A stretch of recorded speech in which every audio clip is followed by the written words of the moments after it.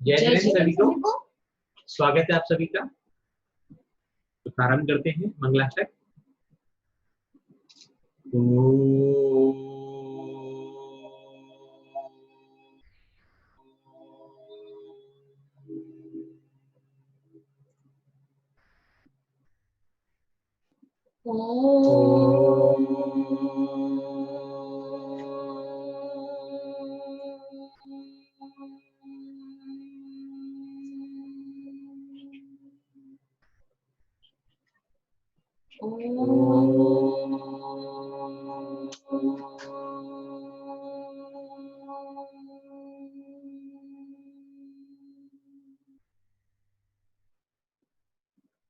अरिहंतो भगवन्त इंद्र महिता क्षेत्रास्य सिद्धीश्वरा आचार्यो जिनिशासिनो नतिकरा पूजा उपाध्यायिका श्री सिद्धांत सुपाठिका मुनिवरां रत्नत्रय राधिका पंचैते परमेशिने प्रतिदिनं कुर्वन्तु ते मङ्गलं कुर्वन्तु मे मङ्गलम् श्रीमन्नमृचुरासुरेन्द्र मुकुटा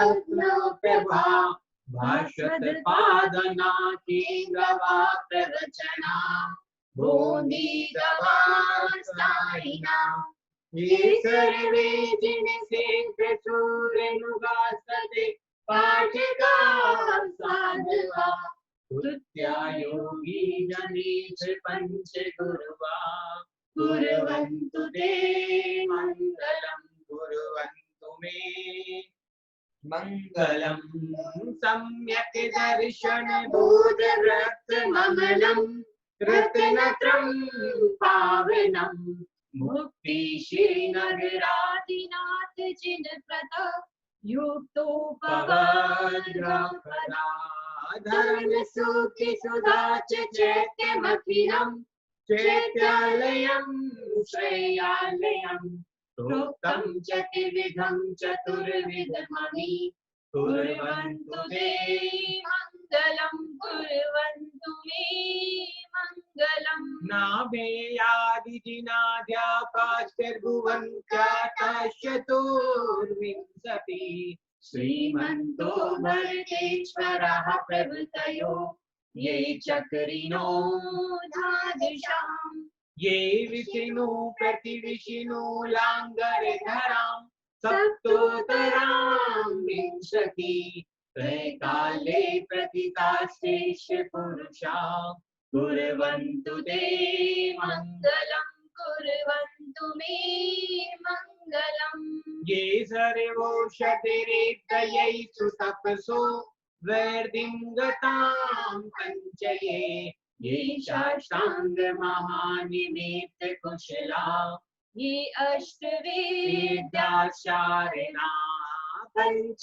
ज्ञान धरास्त्रिनो बलिनो ये बुद्धिरेश्वरा सप्तैते सकलार्चिता मुनिवरा कुर्वन्तु ते मङ्गलं कुर्वन्तु मे मङ्गलम् कैलासे ऋषिवैश्य निविरत मही वीरस्य पावापुरे चंपायां पशुपूज्य सज जिनपते संविद शैलार्दम् शेषाणामपि चोर्दण्ड शिखरे नेमीश्वराय तो निर्वावने प्रसिद्ध विभवा कुर्वन्तु ते मङ्गलं कुर्वन्तु मे मङ्गलम् ज्योतिर्व्यंतर भावनामर्दनै नीरोकुलादो तथा जम्बूशालिमालि चैत्रशाखिषु तथा वक्षारोप्यादिषु कारगिरोच कुण्डल नगे दीपे च नन्दीश्वरे तैले मनुजोत्तरे जिनगराम कुर्वन्तु ते मङ्गलं कुर्वन्तु मे मङ्गलम् योगर्वावतिरुषभो भगवतां जन्माभिषेकोत्सवो यो जातः परिनिष्क्रमेण विभयो यः केवल्यज्ञानभगा यह केवल्य पूर्व परवेश महिमा सम्पादितं स्वर्गमि कल्याणि च तानि पंच सततम् कुर्वन्तु ते मङ्गलं कुर्वन्तु मे मङ्गलम् इत्थं श्रीजिनमङ्गलाष्टकमिदं सौभाग्यसम्पत्प्रदम् कल्याणेषु महोत्सवेषु सुधिया तीर्थङ्करानामुषम् यः शर्वन्ति पठन्ति तेषु सुजने धर्मार्थकामान्विता लक्ष्मीराक्षयेरपायरहिता निर्वाणलक्ष्मीरपि निर्वाणलक्ष्मीरपि भक्तामरा प्रणति मौल्य मने प्रभाना ज्योतिकं ललित पापितमो वितान सम्प्रणम्य जिन भक्त युगं युगान कालं बलं भवजले प्रतिताञ्जनानां पशुतं शुदेवता परिहासे धाम तथकिरेव मुखरे कुरुते पराना यत्कोकिला किलमधु मधुरं निरोति तज्जामि चारु कलिका निगरे करे तु भूतभीषणि जलोदर भार गुण उच्चां दशामुखे गता शुत जीविताशा तत्पादि पंकजे रजो कृतते कदेह पर्त्या भवन्ते मकर रजतोल रूपा। जय जिनेन्द्र सभी को। Thank you. आगे बढ़ते हैं अपनी इस यात्रा में और यात्रा के कुछ ही सोपान बाकी रह गए हैं अपनी मंजिल तक पहुंचने के। सिर्फ 8 काव्य और बाकी हैं।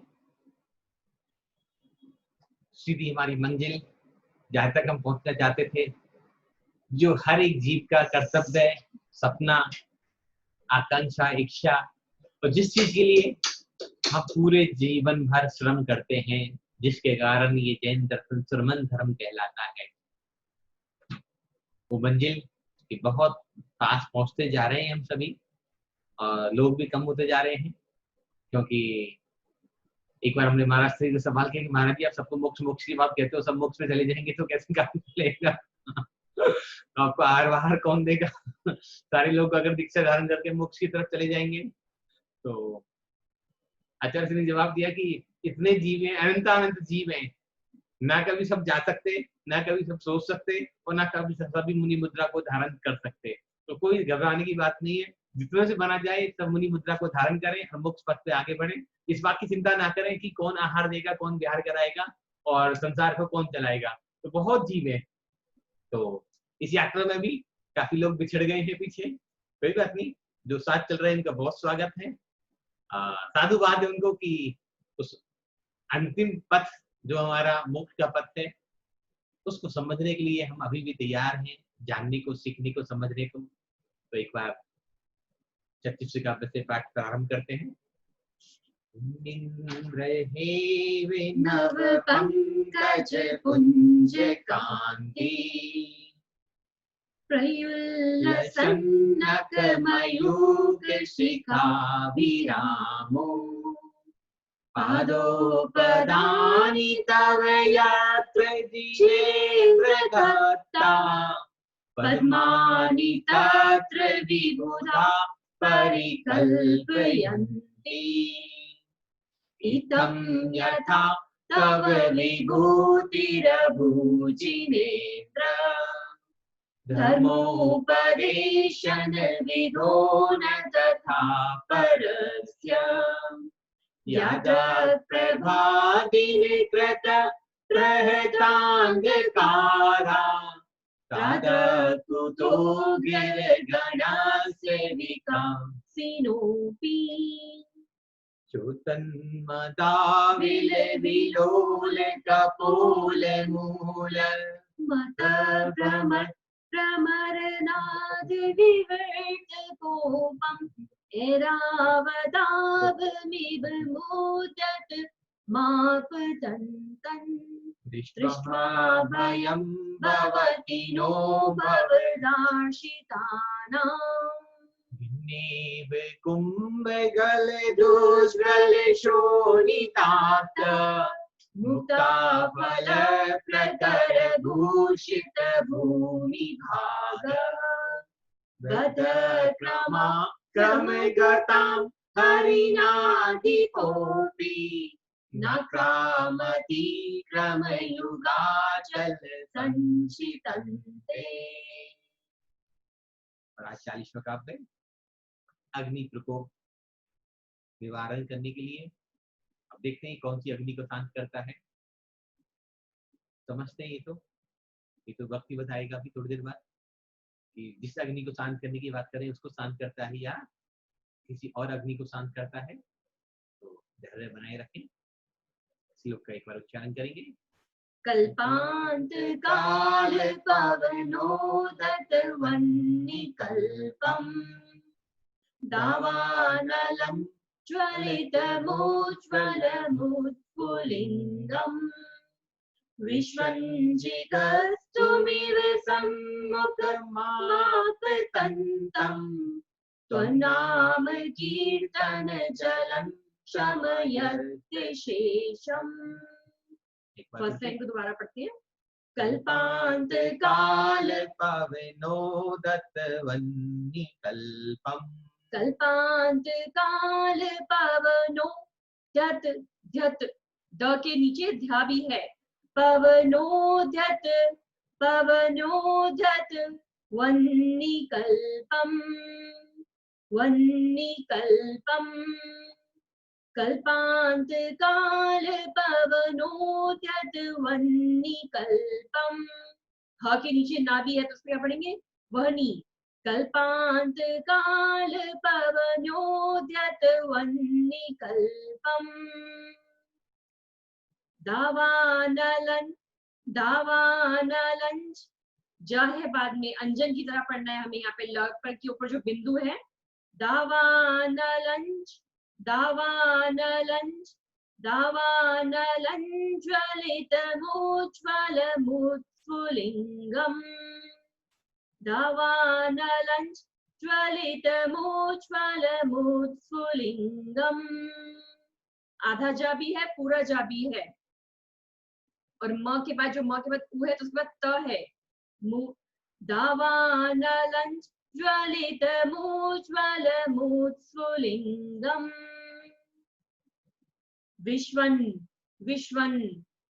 विश्वञ्जिगस्तुमिव सम्मुखमापतन्तम् विश्वञ्जिगस्तुमिव सम्मुखमापतन्तम्।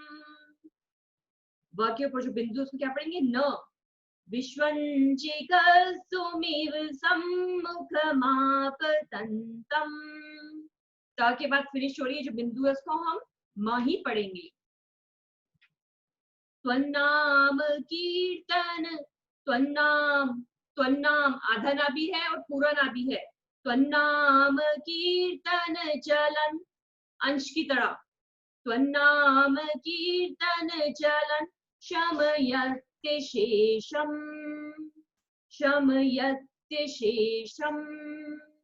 त्वन्नाम कीर्तन चलन शमयत्य शेषम्। एक बार फिर से पढ़ते हैं पूरा श्लोक।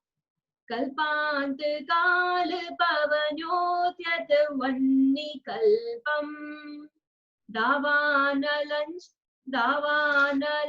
ज्वलितमुज्ज्वलमुत्फुल्लिङ्गम् विश्वञ्जिगस्तुमिव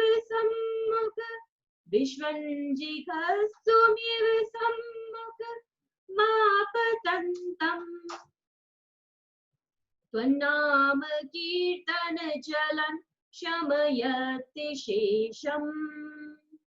कल्पांत काल पवनोद्यत वह्निकल्पम् दावानलञ्ज्वलितमोज्ज्वलमुत्फुल्लिङ्गम् विश्वञ्जिघस्तुमिव सम्मुखमापतन्तम् त्वन्नाम कीर्तन जलं शमयति शेषम्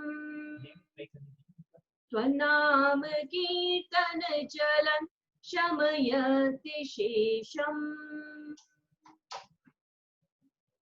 क्लियर सभी को? प्रीति जी को तो क्लियर है, वो स्क्रीन पे दिख रहा है। उच्चारण कौन करके सुनाएगा? उच्चारण कौन करेगा? अंशु जी आप ही कर दो, बहुत दिनों बाद दिखाई दिया। जयरिनेन जी। कल्पांत काल पवनोद्यत वह्निकल्पम् दावानलञ्ज्वलितमुज्ज्वलमुत्स्फुलिङ्गम् विश्वञ्जिगत्सुमिव सम्मुखमापतन्तम् त्वन्नाम कीर्तन जलं शमयत्यशेषम्। बहुत सुंदर, बहुत सुंदर। मुक्ताश्री जी आप सुनाएंगे? हाँ जी, अब सबको सीखना है, तो सबको बोलना है। हाँ जी, आप अपने यहाँ से म्यूट नहीं हुए मुक्ताश्री जी, एक बार देखिए अनम्यूट। हाँ जी अब बोलिए। कल्पान्तकालपवनोदतवह्निकल्पम् दावानलं ज्वलितमुज्ज्वलविस्फुलिङ्गम् विश्वं जिगत्सुमिव सम्मुखमापतन्तम् त्वन्नाम कीर्तनजलं त्वमयशेषम्। बहुत सुंदर प्रयास किया आपने। कोई बात नहीं, आप प्रैक्टिस करेंगे और अच्छा हो जाएगा। बहुत बहुत धन्यवाद आपका। सुनीता जी भी हाथ खड़ा करें। सुनीता जी आप भी सुनाइए। हाँ जी प्रीति जी फिर आपके उसके बाद। कल्पांत काल पवनोद्यत वह्निकल्पम् दावानलञ्ज्वलितमुज्ज्वलमुत्फुल्लिङ्गम् विश्वं जिगस्तुमिव सन्मुखमापतन्तम् त्वन्नाम कीर्तन जलं शमयत्यशेषम्।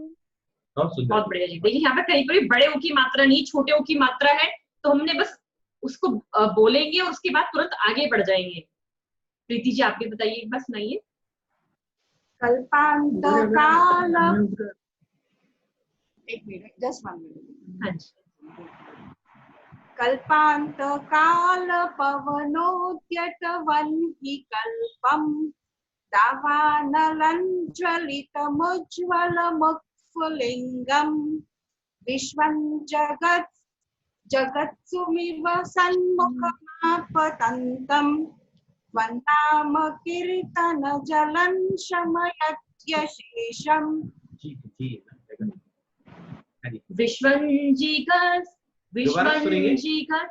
कल्पांत काल पवनोद्यत वह्निकल्पम् दावानलञ्ज्वलितमुज्ज्वलमुत्फुल्लिङ्गम् विश्वञ्जिगस्तुमिव सम्मुखमापतन्तम् त्वन्नाम कीर्तन जलं शमयति शेषम्। अर्थ समझते हैं इसका एक बार? कल्पांत काल मीन्स प्रलय काल, पवनोदत वायु की प्रचंडता से, वायु के द्वारा, वह्नि मीन्स अग्नि, अग्रि, कल्पम मीन्स तुल्य, दावानलम वन की अग्नि को, ज्वलितम जलती हुई, उज्ज्वलम प्रकाशमान, उत्फुल्लिंगम जिसमें से शिखा निकल रही है, लपटें निकल रही हैं बहुत तेज ऊपर से, विश्वम पृथ्वी को, जिघस्सु में भक्षण करने के इच्छुक को, इव मीन्स तरह, सम्मुखम सामने, आपतंतम आती हुई, त्वद मीन्स आपके, नाम नाम रूप, कीर्तन मीन्स गुणगान, जलम मीन्स जल, शमयति शांत करता है, अशेषम पूर्ण रूप से। जो दावानल अग्नि है वह आपका नाम लेने से शांत हो जाती है, जैसे जल के छिड़काव करने से अग्नि क्या हो जाती है, शांत हो जाती है। कल्पांत काल, जब कल्प का अंत होता है, एक कल्प कितना कहलाता है, एक उत्सर्वणी और एक अवसर्पणी। उत्सर्वणी के भी 6 हिस्से होते हैं और अवसर्पणी के भी 6 हिस्से होते हैं। आप सबने सुने होंगे सुखमा सुखमा, सुखमा दुखमा, दुखमा दुखमा, दुखमा सुखमा। इनको बोलते हैं एक कल्प काल। जब तक एक कल्प काल समाप्त होता है तो उसके बाद जो प्रलय आती है, जो भयंकर अग्नि लगती है, उस समय की अग्नि को क्या कहा गया, कल्पांत काल पवन्योदत वन्य कल्पम। पवन के प्रभाव से जो अग्नि उड़ रही है, हवा के प्रभाव से अग्नि और तेज हो रही है। दावा नलन ज्वलित मुझफल मुझफुलिंगम, जंगल के जंगल जल जाते हैं। और अभी कुछ दिन पहले ही आप सबने देखा होगा अमेज़न के जंगलों में जो आग लग गई थी, कई महीनों तक वो आग चलती रही। दावा नलन ज्वलित मुझफल मुझफुलिंगम, जिसमें से ऊंचे ऊंचे आग के भपके उठ रही हैं, ऊंचे ऊंचे लपटें निकल रही हैं, फुलिंगे, जब कुछ जलता है तो क्या चिंगारियां निकल रही हैं। विश्वम जिगस्सुमिव सम्मुख मापतंतम, ऐसा प्रतीत होता है कि यह पूरे विश्व को ही जलाकर राख कर देगी, पूरे विश्व को ही अपने अंदर उगलने के लिए, अंदर लेने के लिए तैयार है। तो नाम कीर्तन जलम शमयत्य शेषम, लेकिन प्रभु आपका नाम जपने से यह अग्नि भी शांत हो जाती है। यहाँ पर देखिए कीर्तन वर्ड आया है, आप सबने सुना होगा ना कीर्तन, जो हिंदू धर्म में होते रहते हैं। इसी तरह मानतुंग महाराज ने भी यहाँ पर कीर्तन वर्ड लिया है कि कीर्तन करना भी, भगवान का नाम लेना भी, अरहंत जय जय, सिद्ध प्रभु जय जय। तो इस तरह से यदि हम कीर्तन करते हैं तो भी हमारा पुण्य प्रबल होता है। हमारे मानतुंग महाराज श्री ने भी यहाँ पर कीर्तन वर्ड लिया है। तो हमें जो छोटे छोटे वर्ड्स लिए हैं, हम सोचते हैं कि हमारे धर्म में कीर्तन नहीं होना चाहिए या नहीं करना चाहिए हमें, नहीं, लेकिन जब भी आपको समय हो तो आप भी घर में भजन गा सकते हैं। तो वही कीर्तन ही तो है कि हम भगवान का नाम ले रहे हैं। ठीक है, आप ताम्र स्रोत नहीं पढ़ रहे हो, किसी टाइम आपका मन नहीं है, तो आप भजन गाकर भी अपना पुण्य प्रबल कर सकते हैं, अपने भगवान से, अपने अरहंत से जुड़ सकते हैं। परमात्मा से जुड़ने का सबसे सरल साधन संगीत ही है। संगीत के माध्यम से अपने आराध्य से जितनी जल्दी, जितनी शीघ्रता से, तीव्रता से जुड़ा जा सकता है, और कोई भी रास्ता उससे जुड़ने का संसार में सहज रास्ता नहीं है। 6वीं शताब्दी के बाद जो भक्ति युग चला, सबको पता है, अब जितने भी स्तोत्रों की, मंत्रों की, जिनकी रचनाओं की रचना 6वीं शताब्दी के बाद हुई, जितने भी, चाहे जैन दर्शन हो, चाहे हिंदू दर्शन हो, या बौद्ध दर्शन हो, शैव दर्शन हो, वैष्णव दर्शन हो, हर दर्शन में भक्ति युग चला। मीरा हो या मानतुंग स्वामी हो या वादिराज मुनि महाराज हो, वो पर काल ही ऐसा था कि जब भक्ति का युग चला था, भक्ति के माध्यम से लोग पार होने लग गए।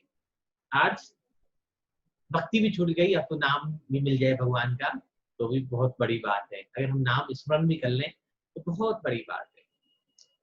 सबसे बड़ी बात तो यहाँ अभय, जैसे दोनों श्लोकों में अभय की बात करी कि अभय दान सबसे बड़ा दान है। जब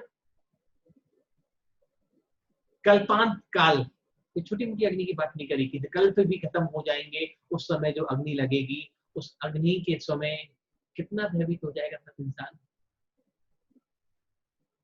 सबको अपनी मृत्यु का डर सताने लगेगा और शायद कोई बच भी नहीं पाएगा। तो काल्पनिक भय और वास्तविक भय, इन दोनों के बीच में फर्क हो जाएगा।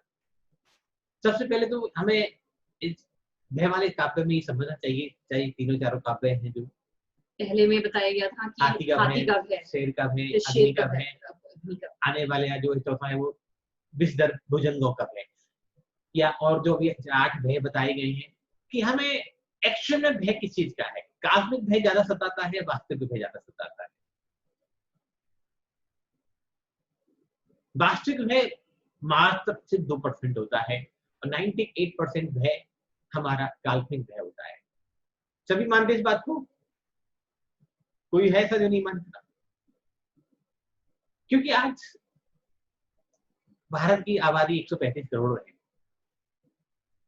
ठीक है, और मुझे एग्जैक्ट फिगर तो नहीं पता आज कितने कोरोना के पेशेंट हो गए, लेकिन 5-6 लाख हो गए होंगे। कितने हो गए पता है क्या? नहीं इंडिया में हाँ जी, मैं न्यूज नहीं सुनता इसलिए मुझे नहीं पता कितने हो गए, तो 5-6 लाख हो गए होंगे आई थिंक, ज्यादा हो गए, किसको पता है? मुक्ताश्री बताइए। 7 लाख 7 लाख हो गए। 7 लाख। तो आप लगाओ कि वास्तविकता में सिर्फ 7 लाख लोग कोरोना के रोगी हैं। उस 7 लाख में कितने ठीक हो गए जी डॉक्टर साहब, मुक्ताश्री जी? 3 लाख। हाँ जी, मैंने अनम्यूट किया आपको। अभी कितने ठीक हो गए में से? 3 to 4 lakhs. 4 लाख ठीक हो गए और मैक्सिमम 3 लाख लोग हैं जो बीमार हैं अभी, ठीक है। लेकिन जो काल्पनिक भय सबके अंदर भरा पड़ा है, मरने का, अपने आप को खोने का, अपने परिवार को खोने का, वो कितना सता रहा है, कितना वेदना पैदा कर रहा है। तो ऐसे समय में हमें क्या करना है? मानव स्वामी तो कहते हैं कि सिर्फ भगवत भक्ति करनी है, प्रभु का स्मरण करना है, प्रभु का नाम जाप करना है, तो हमारे जो काल्पनिक भय है ये दूर हो जाएंगे। मृत्यु तो जब आनी है तब निश्चित है, उसका कोई नहीं रोक पाएगा, लेकिन वास्तविक भय और काल्पनिक भय में शायद 2% भी नहीं हो पाएगा। अभी 135 करोड़ का 2% निकालें तो बहुत हो जाएगा, फिर 26 लाख हो जाएंगे। अभी तो 26 से 1% भी नहीं, आधा % भी अभी वास्तविकता में कोरोना नामक महामारी के इस संसार में, ये हमारी भारत भूमि में भी ऐसी चीज नहीं है। लेकिन डर, हाथी का डर, शेर का डर, अग्नि का डर, सांप का डर, बीमारी का डर, नाम खोने का, पद खोने का, पैसा खोने का, प्रतिष्ठा खोने का, जो डर हमारे अंदर बढ़ते चले जा रहे हैं, हमें उन डरों से मुक्त होना है अगर हमें मुख्य मार्ग पर प्रवृत्त होना है। यह अग्नि की बात करी गई। कौन सी अग्नि?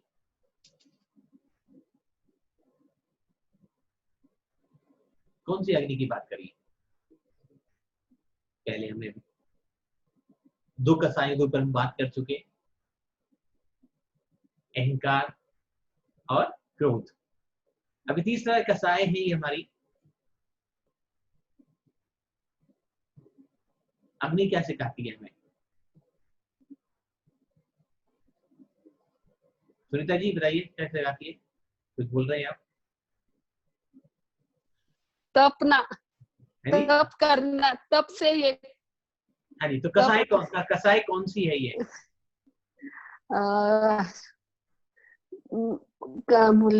मान कसा, लो कसा है, मान क्रोध, मान तो हाथी ने कर दिया पूरा। हाथी जैसे मान होता है तो आदमी हाथी जैसा हो जाता है। हाँ, क्रोध, मान, माया, लोभ, मायाचारी। हाँ, लोभ। नहीं तो दोनों में एक बताओगे ना? अच्छा तो लोभ, अभी तो लोभ का ज्यादा है। लोभ और माया, ये 2 कसाई रह गई हैं। देखते हैं कौन बताता है। हाँ जी, अग्नि कौन सी कसाय है लोभ और माया में, मायाचारी में से?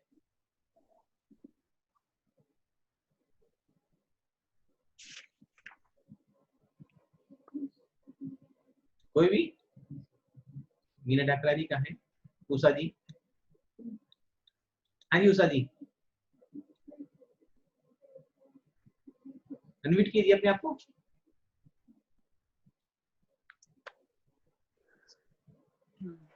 माया का साय होगी।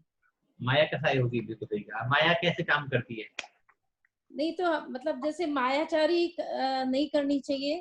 जैसे कोई भी चीज है तो हम लोभ और माया, मतलब माया के कारण हम उस चीज को जैसे मायाचारी करते हैं, किसी से कपट, कपट, हाँ कपट। माया करते हैं, तो ये आग भी उसी तरह बढ़ती है।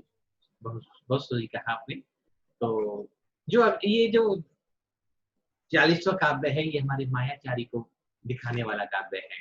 ये अग्नि को शांत नहीं करता, हमारी मायाचारी को शांत करता है। और जब हम मायाचारी में फंस जाते हैं, मायाचारी में उलझ जाते हैं, मायाचारी कैसे कैसे करते हैं, शायद इसके बारे में हम जान लें, अपने आप को कभी अगर सोच लें कि हम कैसी कैसी मायाचारी करते हैं, तो भेदभाव करना। अपने आप को भी शर्म आने लग जाए हमें। हमारे अंदर कितना कपट भरा हुआ है, हमारे अंदर कितनी मायाचारी भरी हुई है, और उस मायाचारी को लेकर हम प्रभु के मार्ग में आगे बढ़ रहे हैं, मुक्ति के मार्ग में, मोक्ष के मार्ग में आगे बढ़ रहे हैं। कैसे पॉसिबल है, कैसे संभव है? हम होते कुछ हैं, दिखाते कुछ है। कैसे कैसे उद्धार हो पाएगा हमारा? हम कपड़े तो सफेद पहन लें और अंदर जहर भरा पड़ा हो, मायाचारी से कैसे मुक्त हो पाएंगे? इस संसार से कैसे मुक्त हो पाएंगे? और कहने को बहुत कुछ है, बहुत सारे लोगों के नाम भी ले सकते हैं, बहुत से बारे में उदाहरण भी दे सकते हैं, लेकिन हमें किसी का नाम नहीं लेना, किसी का उदाहरण नहीं लेना। हमें सिर्फ समझना है कि ज्यों की त्यों धर दीनी चदरिया, कि बिना दाग के इस चादर को हम वापस लौटा पाए तो शायद ये मानव जीवन हमारा सार्थक हो जाए। अगर दाग ही लग गए इस चादर में, मायाचारी का दाग सबसे बड़ा दाग होता है। आज कैसी कैसी मायाचारी हम घर में करते हैं।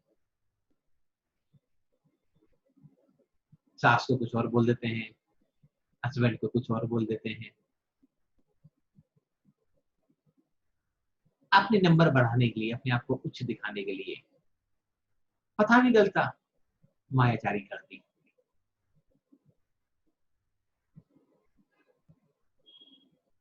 घर में, परिवार में, रिश्तों में, समाज में, देश में, हर जगह मायाचारी चल रही है इस समय, और सबसे ज्यादा मायाचारी इस समय धर्म में चल रही है। मैं ये नहीं कह रहा कि मैं बहुत अच्छा हूं,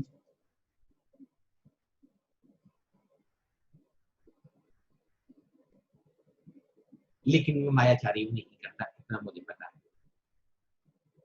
जो है हम खुलेआम कहते हैं भैया हमारा ये है। बहुत सारे लोगों ने एक ही क्लास भी करी, एक दो बार हम उनके ऊपर गुस्सा भी हुए, नाराज भी हुए, लेकिन मायाचारी नहीं कि यहाँ कुछ और बोल दिया, फोन पे जाके उनको कुछ और बोल दिया। नहीं, जो है जैसा है, जो आपके मन में आ रहा है उसको बोल देना चाहिए, पूरा कर लेना चाहिए।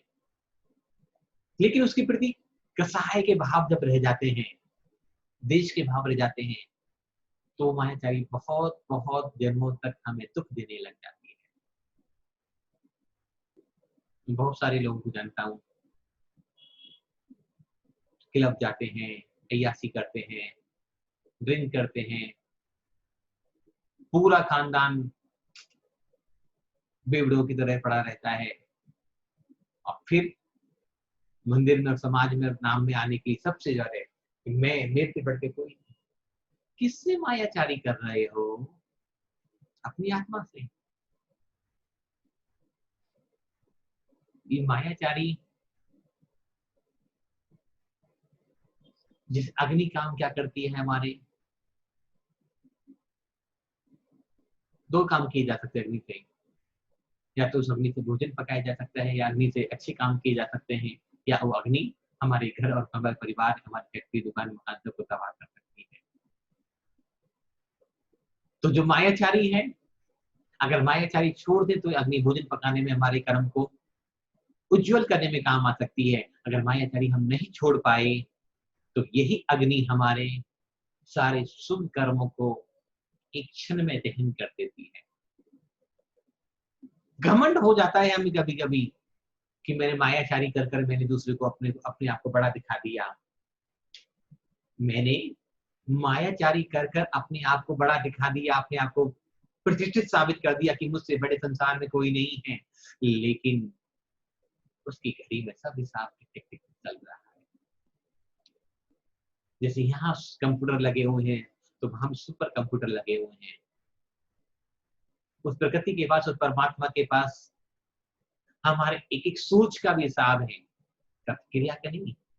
क्रिया तो बहुत बड़ी चीज होगी, एक्टिविटी तो हमारी बहुत बड़ी चीज हो जाती है। हम जो सोचते हैं वो भी वहां रिकॉर्ड हो जाता है, वो भी ग्रुप्स बन जाता है यूनिवर्स में जाकर।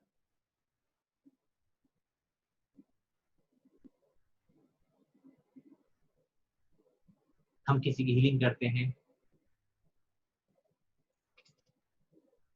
और मेरे मन में भाव आ जाए कि सिर्फ मुझे दिखाना ही तो है, मैं हाथ ऐसे करके बैठ जाऊं और अंदर गाली देता रहूं कि आदमी पागल हो गया, दिमाग खराब हो गया, आज की हीलिंग और करनी पड़ गई। आज सामने वाला तो ये सोच रहा है कि मेरे लिए ये प्रार्थना कर रहे हैं और मेरे मन में कुछ और भाव चल रहे हैं, तो ये मायाचारी है। अगर इस मायाचारी से मुक्त ना हो पाए तो कभी भी अब हम आगे नहीं बढ़ सकते। संसार सागर से तिरने का रास्ता हमारा कभी भी पूरा नहीं हो सकता। हजारों लाखों तरह की मायाचारियां करते हैं, होता कुछ है, दिखाते कुछ है, कोई कहता कुछ है, बताते कुछ है। तो इस काव्य के माध्यम से प्रभु मानतुम स्वामी कह रहे हैं कि जब भगवान के नाम का स्मरण किया जाता है, कीर्तन किया जाता है, तो उस कीर्तन में हमारी मायाचारी धीरे धीरे धीरे धीरे गलने लग जाती है, जलने लग जाती है और हम स्वर्ण की तरह निर्मल और पवित्र हो जाते हैं। हमें जलना तो है, तपना तो है, लेकिन पीतल की तरह नहीं तपना। पीतल को तपाओगे तो पीतल ही रहेगा, वो सोना नहीं बनेगा। पीला देखने से कोई सोना नहीं हो जाता। हमें तपना है तो सोने की तरह तपना है कि सोना तपेगा तो और निखर जाएगा। तो इस काव्य के माध्यम से हमें अपने कर्मों की निद्रा करनी, कर्मों को जलाना है, अपनी मायाचारी को छोड़ना है और प्रभु के नाम का कीर्तन करना है। प्रभु के नाम का जब कीर्तन किया जाता है, प्रभु के नाम का जब स्मरण किया जाता है, तो मोक्ष मार्ग तक बढ़ना सहज हो जाता है। जैसे समाधि मरण की भावना में आता है कि मृत्यु को प्राप्त होते व्यक्ति को अगर धर्म, नवोकार मन, भक्तामृत, तत्पाद सूत्र आदि सुना दिए जाएं तो निश्चित ही उसका उद्धार हो जाता है। वो क्या कीर्तन ही तो है। वो हमारे यहाँ कीर्तन की परंपरा लुप्त सी हो गई है। जिसमें रस आने लगे वो परंपरा हमने सब विलुप्त कर दी। हमने तो एक परंपरा रखी है जिसमें कॉलर ऊंची हो जाए, वो परंपरा ऊंची रहती है। जिसमें पत्थर पर नाम लिख जाए, वो परंपरा रहनी चाहिए। सिर्फ मान कसाय का पुष्ट पोषण हो, मान कसाय पुष्ट हो जाए, सिर्फ वो परंपरा को हमने जीवित रखा है। बाकी परंपराओं को हम खत्म करते जा रहे हैं। तो मान्यवर, प्रार्थना और रिक्वेस्ट सभी से कि थोड़े से और सरल बने। आप सभी पुण्यात्माएं, भव्यात्मा हैं, लेकिन जीवन में आगे बढ़ना है। अब सिर्फ 8 सोपान और बाकी रह गए उस मोक्ष मार्ग तक पहुंचने के लिए। तो मायाचारी जरा भी रह जाए, बाल के बराबर ही मायाचारी रह जाए, तो हम उलझ जाएंगे, फंस जाएंगे, भटके रह जाएंगे। हमें सुलझना है, समझना है, आगे बढ़ना है, मायाचारी से बचना है। और मायाचारी से बच जाएंगे तो संसार की कोई भी अग्नि हमारा कुछ भी काल भी बाका नहीं कर सकती। और वैसे भी ये अग्नि प्रकोप सामक यंत्र है। आध्यात्मिक पहलू तो हमने इसका ये बताया आपको। एक और विशेष बात आपको बताना चाहता हूं मैं इसमें। 38 नंबर से लेकर 38, 39, 40, 41, 42, 43, 44, 45, 46, 46 नंबर तक जो ये 8 काव्य हैं, ये काव्य ही अपने आप में संपूर्ण रिद्धि, संपूर्ण मंत्र सहित स्वयं सिद्ध है। अगर हम इनकी रिद्धियां, इनकी मंत्र, ये हम आपको लेजी नहीं बना रहे, लेकिन हम बता रहे हैं आपको, अगर हम इनकी रिद्धि और मंत्र भी नहीं पढ़े तो कोई फर्क पड़ने वाला नहीं है। ये काव्य अपने आप में पूर्ण मंत्र है, पूर्ण रिद्धि है, पूर्ण संपूर्ण है। ये सिर्फ 8 काव्य है। इसमें स्तुतिकार ने, मानसिक स्वामी ने पूर्णता भर दी है। तो काव्य को हम बड़े मनयोग से पढ़ें। और अभी 44वें काव्य के बहुत सारी घटना हमारे जीवन में भी हुई, तो अभी तो आने दो, कल परसों में, कल या परसों उसके बारे में बताएंगे आपको कि श्लोक ही कैसे काम कर सकता है। रिद्धि मंत्र या आपको याद हो ना हो, कोई फर्क नहीं पड़ता। सिर्फ 8 काव्य की बात कर रहा हूं मैं, लेकिन हमें पढ़ना है और एक्स्ट्रा बेनिफिट लेना है। लेकिन ये काव्य अपने आप में स्वयं सिद्ध है, संपूर्ण है, कंप्लीट है। व्यवहारिक पक्ष में देखा जाए तो कहीं भी अग्नि लग जाए, और ऐसा हमने कई बार देखा, कभी जंगलों में अग्नि लग जाती है। तो ऑस्ट्रेलिया के जंगलों में आग लगी तो हजारों लोगों ने इस मंत्र का पाठ किया। जब पाठ करना चालू किया, ये मैं ये नहीं कह रहा कि मेरे करने से हुआ, हजारों लाखों लोगों ने कहीं शांति धारा करी, कहीं मंत्र जाप किया, कहीं इस काव्य का पाठ किया गया। तो लाखों लोगों ने मिलकर एक साथ प्रार्थना करी तो अग्नि बरसात हुई, वो अग्नि शांत हो गई। प्रैक्टिकल लाइफ में भी हमने कई बार देखा कि कहीं फैक्ट्री में, जंगल में, कई दुकान में आग लग गई तो कोई रास्ता नहीं मिला। कई बार हमने अपने माध्यम से देखा कि हम पाठ करने लग गए, खड़े हो गए रास्ते में ही, गाड़ी एक साइड लगाई, पाठ करना चालू कर दिया। तो निश्चित ही 100% बेनिफिट मिलता है इसका, हर काव्य का मिलता है। लेकिन क्योंकि तुम्हारे नाम मंत्र के जाप से, तुम्हारे नाम मंत्र के जल के छींटे लगने से मात्र से ही अग्नि शांत हो जाती है। हमने ऐसा ही देखा कि अग्नि प्रचंड हो रही है, और जब काव्य का पाठ किया जा रहा है 2 बार, 3 बार, 5 बार, 9 बार, 27 बार, गिनती की बात नहीं, विधि विधान की बात नहीं, क्योंकि अग्नि लग जाएगी तब आप सुबह का इंतजार नहीं करोगे कि सुबह 4 बजे मैं नहाऊंगा, धोऊंगा, स्नान करूंगा, शुद्ध कपड़े पहनूंगा, तब मैं पाठ करूंगा। जब अग्नि लगेगी तो आप उसी समय पाठ प्रारंभ करना होगा। और 12 भावना में भी आता है वो कि मोह नींद से उठ रहे चेतन, तुझे जगावन को कुछ पूरा याद नहीं है। आती दिन वाली दिन में पढ़ते कि जब तन के अंदर अग्नि जल लगती है, अपने आप को हम जानना चाहते हैं, समझना चाहते हैं, फिर उससे जुड़ना चाहते हैं। जब तन अंदर की अग्नि, जो जानने की अग्नि लगती है, तो सब कुछ भूल जाते हैं। तो ये काव्य हमारी अग्नि, हमारे शरीर के कसायों को विलीन करने आया है, जलाने आया है। तीसरा, इसका हमने वास्तु में बड़ा उपयोग किया, जैसे हमने वास्तु वाली क्लास में बताया कि साउथ ईस्ट में अगर किचन नहीं हो, south east basically fire element है। जो प्रकृति की व्यवस्था क्या है, 8 दिशाएं बताई गई, पूर्व, पश्चिम, उत्तर, दक्षिण, को सभी जानते हैं। लेकिन 8 दिशाओं में कोई भी एलिमेंट नहीं है। 8 दिशाओं में कोई, 4 दिशाओं में कोई एलिमेंट नहीं है। कहाँ है एलिमेंट?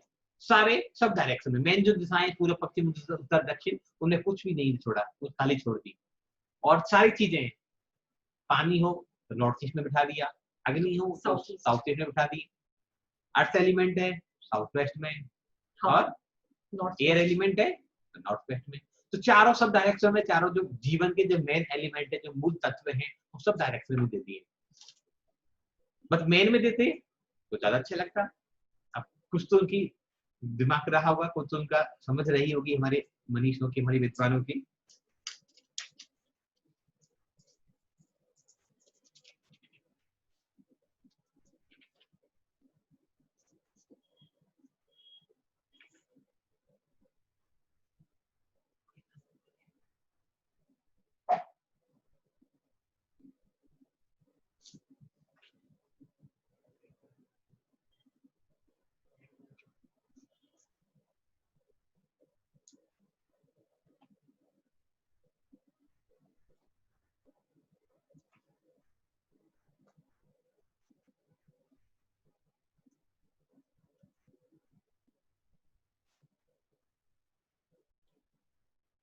तो ऐसा ये काव्य है। तो मेरे एलिमेंट की बात कर रहा था मैं। तो जब अग्नि कोण में हमारी रसोई घर नहीं हो, किचन नहीं हो, अग्नि का कोई प्रबंध नहीं हो, अब तो घर का हमारा पूरा वास्तु डिस्टर्ब हो जाता है। तो इस 40वें काव्य का हम उच्चारण करें, पाठ करें, और 40वें काव्य के यंत्र भी अगर हम अग्नि कोण में स्थापित कर दें तो हमारे घर के वास्तु दोष, हमारे फैक्ट्री के वास्तु दोष, हमारे अन्य स्थानों के जो भी रहने के निवास योग्य स्थान है उनके वास्तु दोष ठीक किए जा सकते हैं। और हमने कम हम 200-300 जगह भी हमने इसको यूज किया। हमने कैसे पेंटिंग भी तो बनाई, पेंटिंग भी बनाई हमने, उस पेंटिंग को हम लगा देते हैं, यंत्र स्थापित करते हैं। दोनों नहीं हो तो कम से कम 21 दिन 27 दिन उस दोष को दूर करने के लिए, वास्तु दोष को दूर करने के लिए हम इस काव्य का पाठ कर सकते हैं।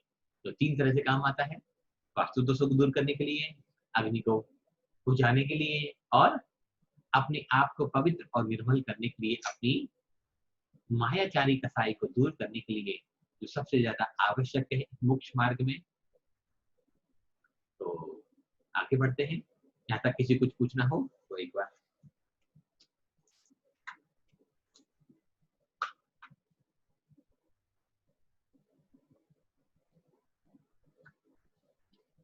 किसी को पूछना है तो पूछ सकते हैं। फिर 41 नंबर का पेज पढ़ते हैं। कोई क्वेश्चन है नवनीत जी आपका? है?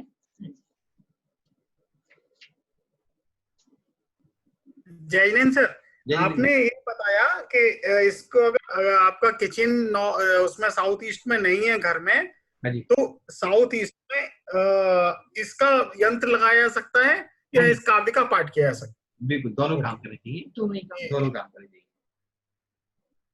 बहुत बढ़िया, बहुत सुंदर।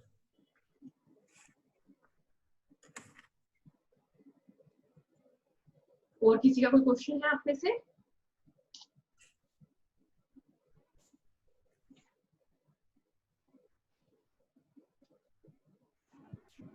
हाँ जी प्रीति जी।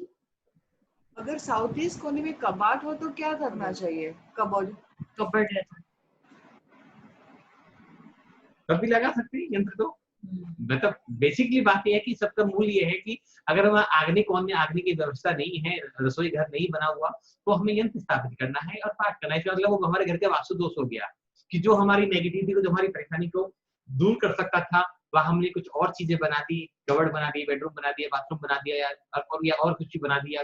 तो क्या होगा, जिस अग्नि से हम पवित्र हो रहे थे, शुद्ध हो रहे थे, जो हमारी कचरा जल रहा था, जो नेगेटिविटी जा रही थी, वो हमारा नहीं ठीक हो पाया। और तो क्या होगा, लाइफ में समस्याएं बढ़ेंगी, फिर प्रॉब्लम्स बढ़ेंगी, दिक्कत आएगी। और अग्नि कोण तो बहुत महत्वपूर्ण कोण माना जाता है घर का। ये चारों सब डायरेक्शन है जो अपने घर की बहुत बहुत इंपॉर्टेंट है। तो उन सब डायरेक्शन को हमें ठीक करने के लिए भक्तामर में सबसे आसान उपाय है, इसके पाठ करें, यंत्र का स्थापित करें। एक हमने पेंटिंग भी डेवलप करी है, तो आप उस पेंटिंग को भी लगा सकते हैं। साउथ ईस्ट हमारे घर में, जैसे मान लीजिए आपके घर में कवर्ड है, तो इस तरह के घरों में क्या होता है, कैश लिक्विडिटी की प्रॉब्लम रहती है। मान लीजिए वेल्थ तो है, पता है कि हाँ ये मेरे पास ये प्रॉपर्टी है, सब कुछ ठीक है, अपॉर्चुनिटीज भी आ रही है, लेकिन छोटी छोटी कैश के लिए प्रॉब्लम रहेगी। कहीं पेमेंट करनी है तो दिक्कत रहेगी, कहीं से, मतलब घर में ना छोटी छोटी चीजों के लिए हमें प्रॉब्लम क्रिएट लगेगा कि पैसा है होते हुए हम अपनी लाइफ को अच्छे से प्लान नहीं कर पा रहे हैं। कैश लिक्विडिटी की प्रॉब्लम है हमारे घर में। तो साउथ ईस्ट क्या है कि जैसे मान लीजिए आप आपके घर में, आपने बताया प्रीति जी की अलमीरा है, तो वो एनर्जी ब्लॉक रहेगी। मान लीजिए आपके हस्बैंड को कुछ भी पैसा चाहिए ना, तो प्रीति ला तू दे दे मेरे को, तो इस तरह से एटमॉस्फेयर क्रिएट रहेगा कि जो काम करने वाला जो भी मेन आदमी उस घर में, वो हमेशा कैश लिक्विडिटी की प्रॉब्लम रहेगी उसकी लाइफ में। अग्रीड। तो इस तरह के इश्यूज जाते हैं ज्यादा। है आपके वैसे कंफर्म भी हो जाना चाहिए। ये हमारा एक्सपीरियंस है, मतलब कि जिनकी भी अलमीरा है साउथ ईस्ट में, जिन्होंने टॉयलेट बना दिया, जिन्होंने बालकनी बना दी, तो उनके घर में वेल्थ होगी, प्रॉस्परस बहुत होंगे, वो कोई दिक्कत नहीं है।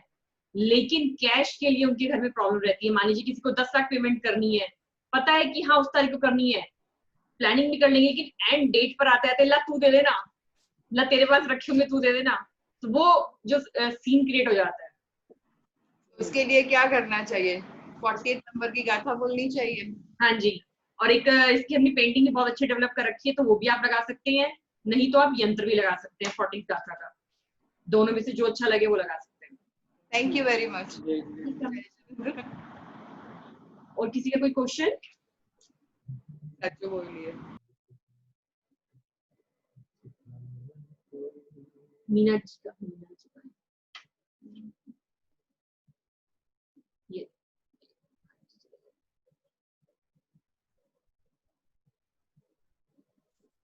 जय जिनेन्द्र जी। एक्चुअली मैं पुराने घर के बताया, हम लोग का पुराना जो घर है जिसमें मेरे इन-लॉज वगैरह रहते हैं, उसमें साउथ ईस्ट में मास्टर बेडरूम मतलब बेडरूम है हम लोग का बहुओं का।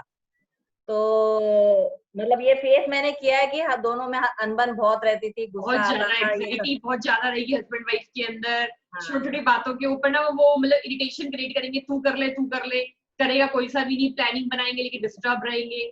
साउथ ये ईस्ट में बहुत बेडरूम दिक्कत का होती मतलब है। हो गया जो कपल वहां पे रह रहा है, तो मैं तो उनको सैल्यूट करती हूँ कि आप कैसे रह रहे हो यहाँ पर। बस नहीं भुगत चुकी है ये चीज एग्जैक्टली। छोटी छोटी बातों पर मतलब वो यदि मम्मी ने कुछ कह दिया तो वो आपस में लड़ेंगे, पापा ने कुछ कह दिया तो वो आपस में लड़ेंगे, बिजनेस में अगर कोई बातचीत हो रही है तो वो अपने रूम में जाके लड़ेंगे आराम से, आवाजें आएंगी बाहर।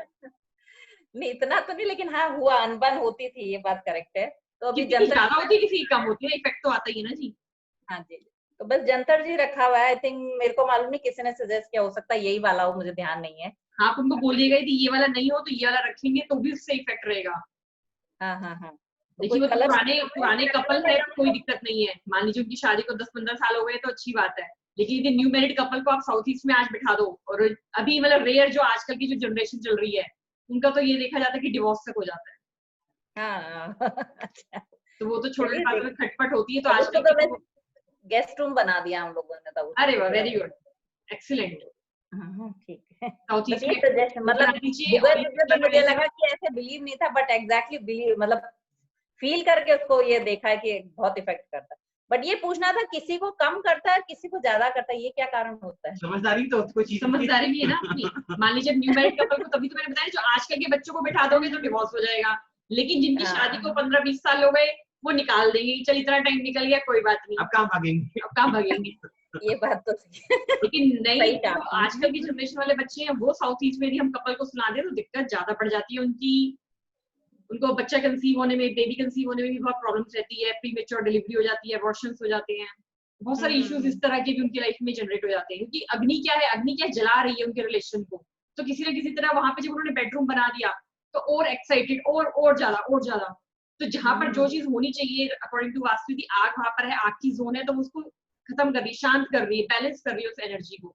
लेकिन आपने बेडरूम बना दिया तो वो क्या है, रोमांस की जोन है, फन की जोन है, एंटरटेनमेंट की जोन है, लेकिन आपने वहां पर एक बेडरूम बना दिया तो जो अग्नि की जो चीज थी वो उनकी बॉडी के अंदर, दोनों के अंदर आने लगी, इंस्टेबल हो जाएगी 5 एलिमेंट्स। बेसिकली वहां पर जो रहने वाले लोग समझ नहीं पाते कि सच्चाई क्या है और झूठ क्या है। एक राजा वन में शिकार करने गया और शिकार करते करते अपनी सेना से वो भटक गया, संगी साथी सेना के लोग पीछे रह गए, राजा आगे निकल गया शिकार के लिए भागते भागते। तो एक चरवाहा था, चरवाहा ने देखा कि राजा, ये तो घोड़ा तो राजा का है, मैंने राजा को दिया, और ये राजा अकेला है तो इसके मतलब कोई ना कोई समस्या में होगा। तो राजा के पास गया, राजा को प्रणाम किया। राजा ने सोचा कि ये तो कोई मुझे मारने वाला है, कोई शत्रु है, कोई मेरे विद्रोही है जो मुझे हार्म करने वाला है। राजा ने धनुष निकाला और तीर चढ़ाया, बस मारने वाला था। तो चरवाहे ने जोर से बोला, रुको, ठहरो राजन, ठहरो। बोले क्यों? बोले मैं आपका शत्रु नहीं, मैं आपका सेवक हूँ, मैं हजारों घोड़ों में चरवाया हूँ, मैं हजारों घोड़ों को पालता हूँ, घास खिलाता हूँ, लेकिन आपके घोड़े को मैंने अलग से पहचान लिया। आप राजा तो हो राजन, लेकिन आपके अंदर अभी किसी को पहचान करने की समझ नहीं पैदा हो पाई।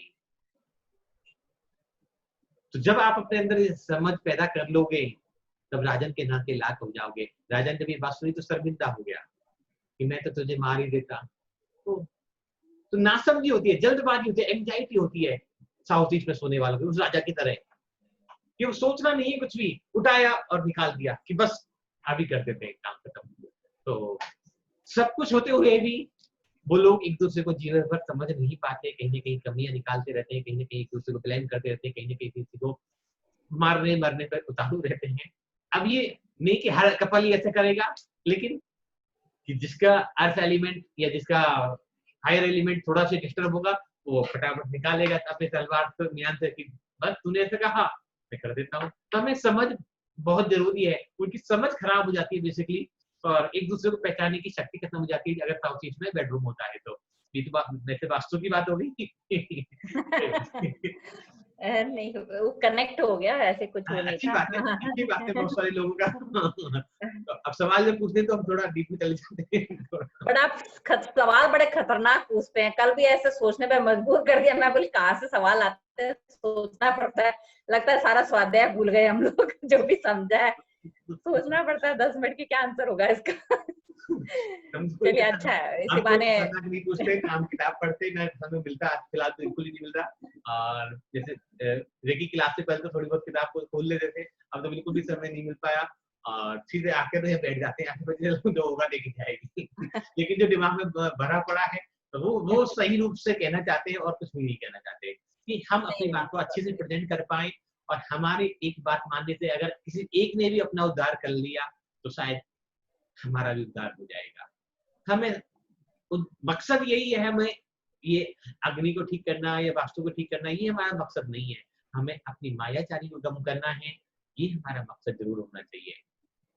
अगर ये मायाचारी कम हो गई हमारी तो हमारे अनंत भव सुधर जाएंगे। और अगर हम वास्तु ठीक करने में और अग्नि शांत करने में और व्यवहारिक रूप में इन काव्य को पढ़ने लग गए, यूज करने लग गए, तो हमारा जो उद्देश्य था उस उद्देश्य से हम बिल्कुल भटक जाएंगे। तो हमें अपने मंजिल तक, लक्ष्य तक पहुंचना है। ठीक है, आप सभी लोग हमारे साथ या भक्तामृत के साथ इसलिए जुड़े हो कि व्यवहारिक रूप में जीवन में, ग्रस्त जीवन में सभी कुछ न कुछ समस्या होती है, उन समस्याओं के समाधान के लिए, निराकरण के लिए आप लोग भक्तामृत धर्म आदि से जुड़ रहे हैं। लेकिन अपने उद्देश्य को कभी भी नहीं भूलना चाहिए। उद्देश्य हमारा जो है वो एक लक्ष्य एक ही रहना चाहिए। बीच में हम कहीं भी कितने पड़ाव आए कोई फर्क नहीं पड़ता। ठीक है, हमारे पास एक एक्स्ट्रा टूल होगा, कभी कोई ऐसा अग्निकांड, हमें कोई किसी घर में अग्नि लग जाए, हमारे लग जाए, किसी पड़ोसी लग जाए, किसी शहर में हमारे लग जाए, तो हमारे पास एक रास्ता होना चाहिए। हमारे घर का साउथ ईस्ट खराब है, किसी और का, किसी रिश्तेदार का, तो हम सहजता से उसको ठीक कर, निराकरण कर पाए, ये हमारे पास एक्स्ट्रा टूल है। लेकिन उद्देश्य हमारा सिर्फ ये नहीं है। उद्देश्य हमारा अंदर की जो कलुषता है, अंदर की जो मैल है, अंदर की जो मायाचारी है, उसको निकाल के बदलना है। और हमने तो वैसे ऐसे मायाचारी लोग देखते हैं हम तो कि गिफ्ट लाते हैं, बाजार से खरीद कर सबसे पहले उनको टैग फाड़ देते हैं। किस बात की मायाचारी कर रहे हो कि 300 का गिफ्ट 3000 का लगना चाहिए? धन्य होकर करते हैं ना, सब करते हैं, सब करते हैं। देखो ये कितनी बड़ी मायाचारी है। मैं ये नहीं कह रहा आप करते हो, सभी करते हैं। 80% लोग ऐसा करते हैं। क्या साबित करना चाहते हैं कि अगर तुमने 300 का गिफ्ट किसी को दे दिया तो तुम्हारी इज्जत कम हो जाएगी? कि सामने वाला बिल्कुल अंधा है, बेवकूफ है, उसको पता नहीं चलेगा कि 300 का है, 3000 का है। वो बाजार नहीं जाता कभी, उसने कभी शॉपिंग नहीं करी। और आजकल तो गूगल मास्टर जिंदाबाद है, आदमी फटाफट आता है, टैग का नाम डालता है कि इस ब्रांड की चीज कितने की होगी, फिर हम उसमें मायाचारी दिखाते हैं। पता भी नहीं है हम कितनी मायाचारी दिखाते हैं हमको, अपने आप को भी। अगर सही ढंग से किसी दिन जान लेना कि हमारी इतनी मायाचारियां हैं तो कुछ शर्म आने लग जाएगी हमको। तो हमें छोटी छोटी मायाचारी को छोड़ना चाहिए। क्या फर्क पड़ रहा है हम किसी को 5 रुपए की चीज दे रहे हैं, 10 रुपए की दे रहे हैं, 50 की दे रहे हैं? हमारे भाव को अच्छे, आपके भावों से जो चीज उसके पास जब पहुंचेगी तो वो उसके और आपको, उसके आभा मंडल को आपके प्रति पॉजिटिव भी करेगी। और जब मायाचारी करके किसी को बच्चे से गिफ्ट रैपिंग करके, और बहुत सारे लोग तो हमने ऐसे भी देखे कि शादी विवाह में खाली लिफाफा दियाते हैं कि कौन देख रहा है ना जी? होता है। कैसी मायाचारी है ये? क्या होगा हमारा पता नहीं। होता है जी, नहीं होता? होता है। मतलब वो एक बार, पहली बार सोचते हैं मिस्टेक है, पर दूसरी तीसरी बार में उसका खाली आता तो समझ में आ जाता है कि यहाँ गड़बड़ है। गड़बड़ है। तो मिस्टेक नहीं होती, ये हमारी मायाचारियां हैं। हमें यही नहीं पता कि हम मायाचारी कर किसके साथ रहे हैं। हम लग रहे कि हमने 500-2000 रुपए बचाकर उसके साथ बहुत बड़ा काम कर दिया, ये नहीं पता मैंने अपने कर्मों को कितना बांध दिया। लेडीज सबसे ज्यादा करती है, ऐसा कहने में आता है लेडीज ज्यादा मायाचारी करती अब मैं तो ऐसा नहीं बोल सकता, आप बोल सकते हो। हाँ, प्रिया जी पास में बैठी हैं इसलिए बोल रहे हैं आप। मेरा डिपार्टमेंट सारा इन्हीं के पास रहता है, इसलिए मेरे पास कुछ मतलब ही नहीं होता इन चीजों का। इसमें मैं कोई प्रिया की तारीफ या बुराई या प्रिया से डर की बात नहीं है, नहीं लेकिन नहीं ऐसी जोक नहीं, कर रही हूँ, जनरल बुरा बात। मत मानिएगा। नहीं, मैं बुरा नहीं मान रहा, मैं बुरा नहीं मान रहा, मैं आपको अपनी बात से जवाब देना चाह रहा हूँ। लेकिन हमारे घर में मैंने सबसे ज्यादा प्रिया को ये शुरू में हमारे घर में समस्या थी कि मंदिर जाते थे साड़ी पहन के जाओ, घर आके जाए फिर जीन्स पहन लो। तो ये मायाचारी हमने सबसे पहले इस मायाचारी को खत्म किया। मैं यार ये क्या ड्रामा है कि मंदिर जाके समय तुम्हारी और साड़ी होनी चाहिए, घर आके तुम और दूसरे रूप में आ जाओ। नहीं, आप पूरे कपड़े पहनो, जरूर नहीं आपको टी शर्ट पहननी है, आधे कपड़े पहने, फटे कपड़े पहने, स्लीवलेस कपड़े पहने, नहीं, घर में भी वो पहनो। आप सिर मंदिर में जाने से ढक के चले जाओ। तो क्यों मायाचारी? और आज तक पिछले 10 सालों से जब से हम इस लाइन समझ में बैठे कि मायाचारी होती क्या है, हमने सब लोग कहते हैं, आज भी कहते हैं, मंदिर में आती हो तुम तो इस लाइन में जुड़ी हुई हो, आप तो साड़ी पहन के आए करो। अब जब हम घर में पहनते ही नहीं साड़ी, मैं ये कह कि साड़ी नहीं पहननी चाहिए, लेकिन जो व्यक्ति नहीं पहनता, अब वो मायाचारी दिखाने के लिए कि मंदिर में जाती तो साड़ी पहन जाए और घर से उतरती फिर वो सूट में आ जाए, तो ऐसी मायाचारी करने की कोई अपना एक ही रूप रखना चाहिए। और जितने भी लोगों ने प्रिया को देखा होगा कभी साड़ी पहन के नहीं देखा होगा आज तक। क्यों? है ही नहीं। तो मायाचारी सबसे पहले वो मंदिर से जो 3 लोग के नाते उसके साथ मायाचारी करने जा रहे हैं हम, और दिल दुखने लग गया कभी कभी तो यार भगवान तू क्या, तू जानता नहीं है घर में ये लड़की या ये आदमी। पूछो, मैंने साड़ियाँ थी मेरे पास, बहुत सारी थी, एक्सेस किया क्या ये भी बताएंगे। तो हमारे यहाँ जैसे हर साल फॉरेनर स्टूडेंट आते हैं, इस साल से कोरोना के कारण नहीं आ पाए, तो 120, 25, 30, 100 से 130 के बीच में स्टूडेंट हर साल आते हैं और हर कंट्री से आते हैं। तो कम से कम हमने 3-4 सालों में प्रिया ने सारी साड़ियां खोल के ड्राइविंग करा के सबको कहती भाई मेरी यूज करी हुई है, आपको जिसको जो पसंद है बोले जाओ। हम किसी को ये नहीं दे रहे कि भाई तेरे को बाहरी देनी है, तेरे को महंगी देनी है, कोई 10,000 की दी, कोई 15,000 की दी, कोई 20,000 की दी, छोड़ दे, पहननी नहीं तो रख के इकट्ठा करके क्या करें, क्यों मायाचारी दिखाएं। किसी ने कहा सूट बनवा लो, किसी ने कहा ये कर लो, किसी उसके काम। अरे जब आप काम मतलब आप समझ सकते हो ना मीना जी, जो लेडीज आती है किटी में जाते हैं तो हर लेडी ना अपनी अपनी राय देती थी कि ना तेरे पास भी ऐसी वाली है ना, जब तू पहले पहनती थी तो उसका तू ये बनवा लियो। अरे छोड़ो ना, और आएगा आज। अब वो लोग साड़ी देख के उनको बड़े खुशी लगती है, जो फॉरेनर स्टूडेंट होते हैं, जो फीमेल्स होती है, उनको अरे वाह इंडियन साड़ी, वो बड़े एक्साइटेड हो जाते हैं। तो ठीक है, तो मायाचारी 3 लोग के नाथ के साथ तो तुम मायाचारी मत करो, और किसी का कर लो क्या कर लो। और एक मायाचारी बता देता हूँ हमारी, कि मंदिर के बादाम छोटे वाले होते हैं, घर के बादाम मामरा होते हैं। कभी भगवान को भी मामरा बादाम चढ़ाए, किसने चढ़ाए बता देना। नवनीत वो है ना, क्या नाम, एकांजी या नहीं है आज वो? अच्छा नहीं। सच बताना, किसने मामरा बादाम भगवान के लिए चढ़ाए? स्पेशल डेज में चढ़ाया हुआ 1-2 बार, ज्यादा तो नहीं बोलूंगी। होता है पोजीशन में चढ़ा लिया, पूजा कर रहे हैं, बड़े से चक्कर कर रहे हैं तो। और बाजार से स्पेशल लाते हैं, फिर छोटे-छोटे जरा ज्यादा चढ़ जाएंगे। सही कहा आपने, होता है। सबसे ज्यादा मायाचारी में करते हैं मंदिर के द्रव्य में ही करते हैं। खुद खाएंगे बासमती और चढ़ाएंगे दूसरे वाले चावल, सस्ते वाले 80 रुपए उगल वाले, खुद 250 वाले खाएंगे और भगवान को 80 रुपए वाले, 80 नहीं 50-60 वाली जो सस्ते हो वो दे दे भैया एक बोरी। कैसे कल्याण होगा हमारा, कैसे उद्धार होगा, और कैसे मोक्ष पथ पे आगे बढ़ पाएंगे। मेरा मन नहीं था मायाचारी के बारे में ज्यादा कहने का, पर लेकिन चिढ़ गया। तो मैं शुरुआत में कहा भी कि अगर मायाचारी की बात करेंगे तो बहुत लंबा टॉपिक है, और एक की मायाचारी सबके सामने आ जाएगी। और जब मायाचारी समझ में आएगी ना हमारी, हम कैसी मायाचारी कर रहे हैं, तो हमें खुद शर्म आने लग जाएगी। कभी किसी ने वो छोटे बादाम खा के देखे, वो छिलके वाले? खारे होते हैं, खारे होते हैं एकदम, जहर होता है। कड़वे बिल्कुल। जब तुम कड़वा चढ़ाओगे तो कड़वा ही पे आओगे। मीना जी आपसे नहीं करा मैं, आप बात आपसे चल रही है। नहीं मालूम है, पहले ज्ञान नहीं था, हो गया तो अब इसके बारे में अलर्ट हो गए, नो डाउट। हम जब कड़वा चढ़ाएंगे तो कड़वा ही मिलेगा, जो जैसा पेड़ बीज बोएगा वैसे ही तो लेके आएगा। और खुद मामला खाते हैं मीठा वाला, गिरी मीठी होनी चाहिए, जरा भी कड़वी नहीं होनी चाहिए। नॉर्मल वो जो कैलिफोर्निया है वो भी अच्छा नहीं लगता, मामरा ही चाहिए हमें तो। भगवान को तुम कड़वा बादाम चढ़ाते हो जिसमें छिलका ही होता है, वो तोड़ के निकालेगा तो भी कुछ नहीं निकलेगा, आधा तो छिलका ही होता है उसमें, तो भगवान भी तुम्हें छिलका ही दे देगा।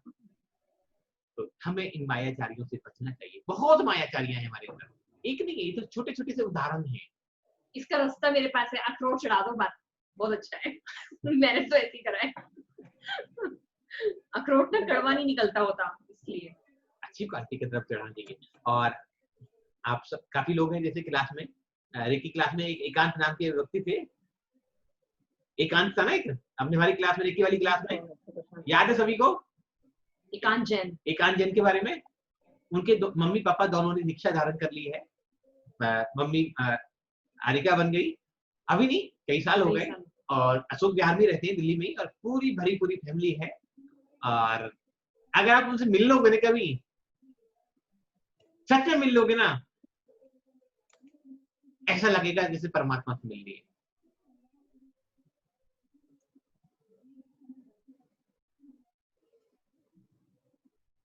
क्या बोलूं उनके बारे में, अगर यहाँ हो तो पीछे से कोई किसी की तारीफ करता है तो शायद कुछ क्वालिटी होगी।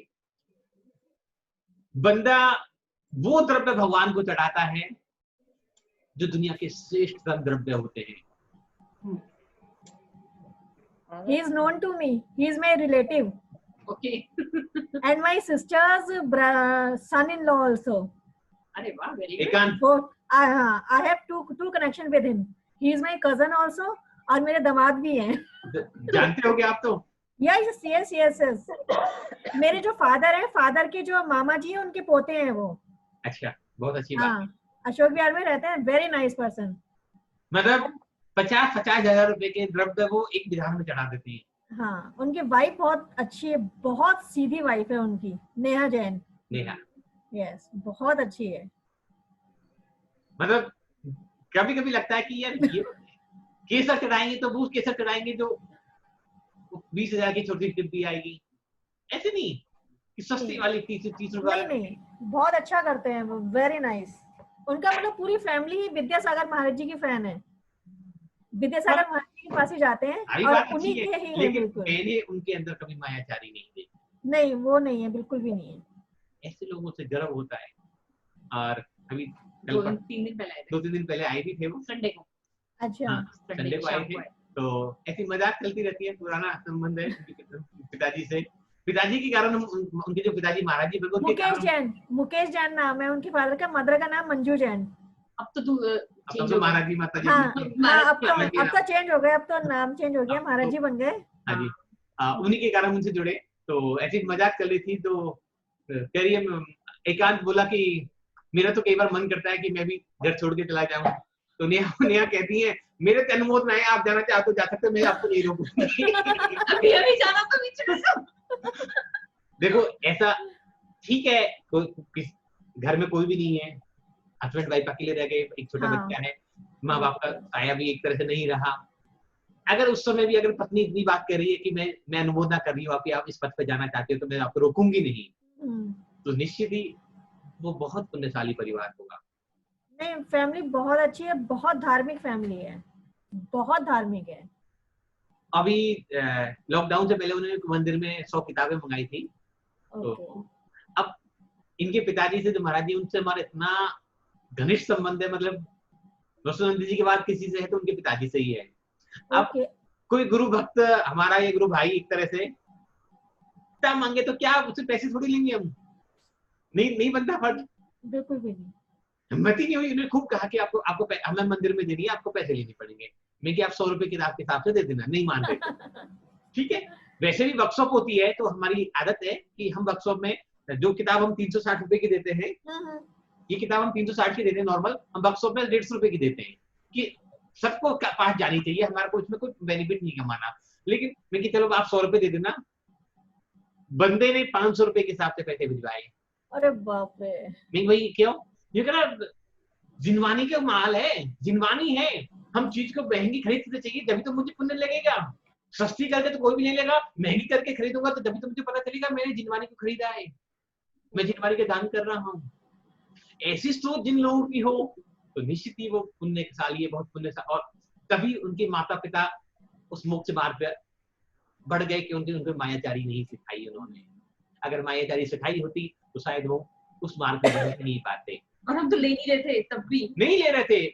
उन्होंने 360 जो मैक्सिमम रेट है, उसमें भी कोरियर भी लगता है, बैंक में कमीशन भी कटता है, सब कुछ होता है, उसमें भी उस कहते नहीं मुझे बढ़ा के देना है, आप दान कर देना।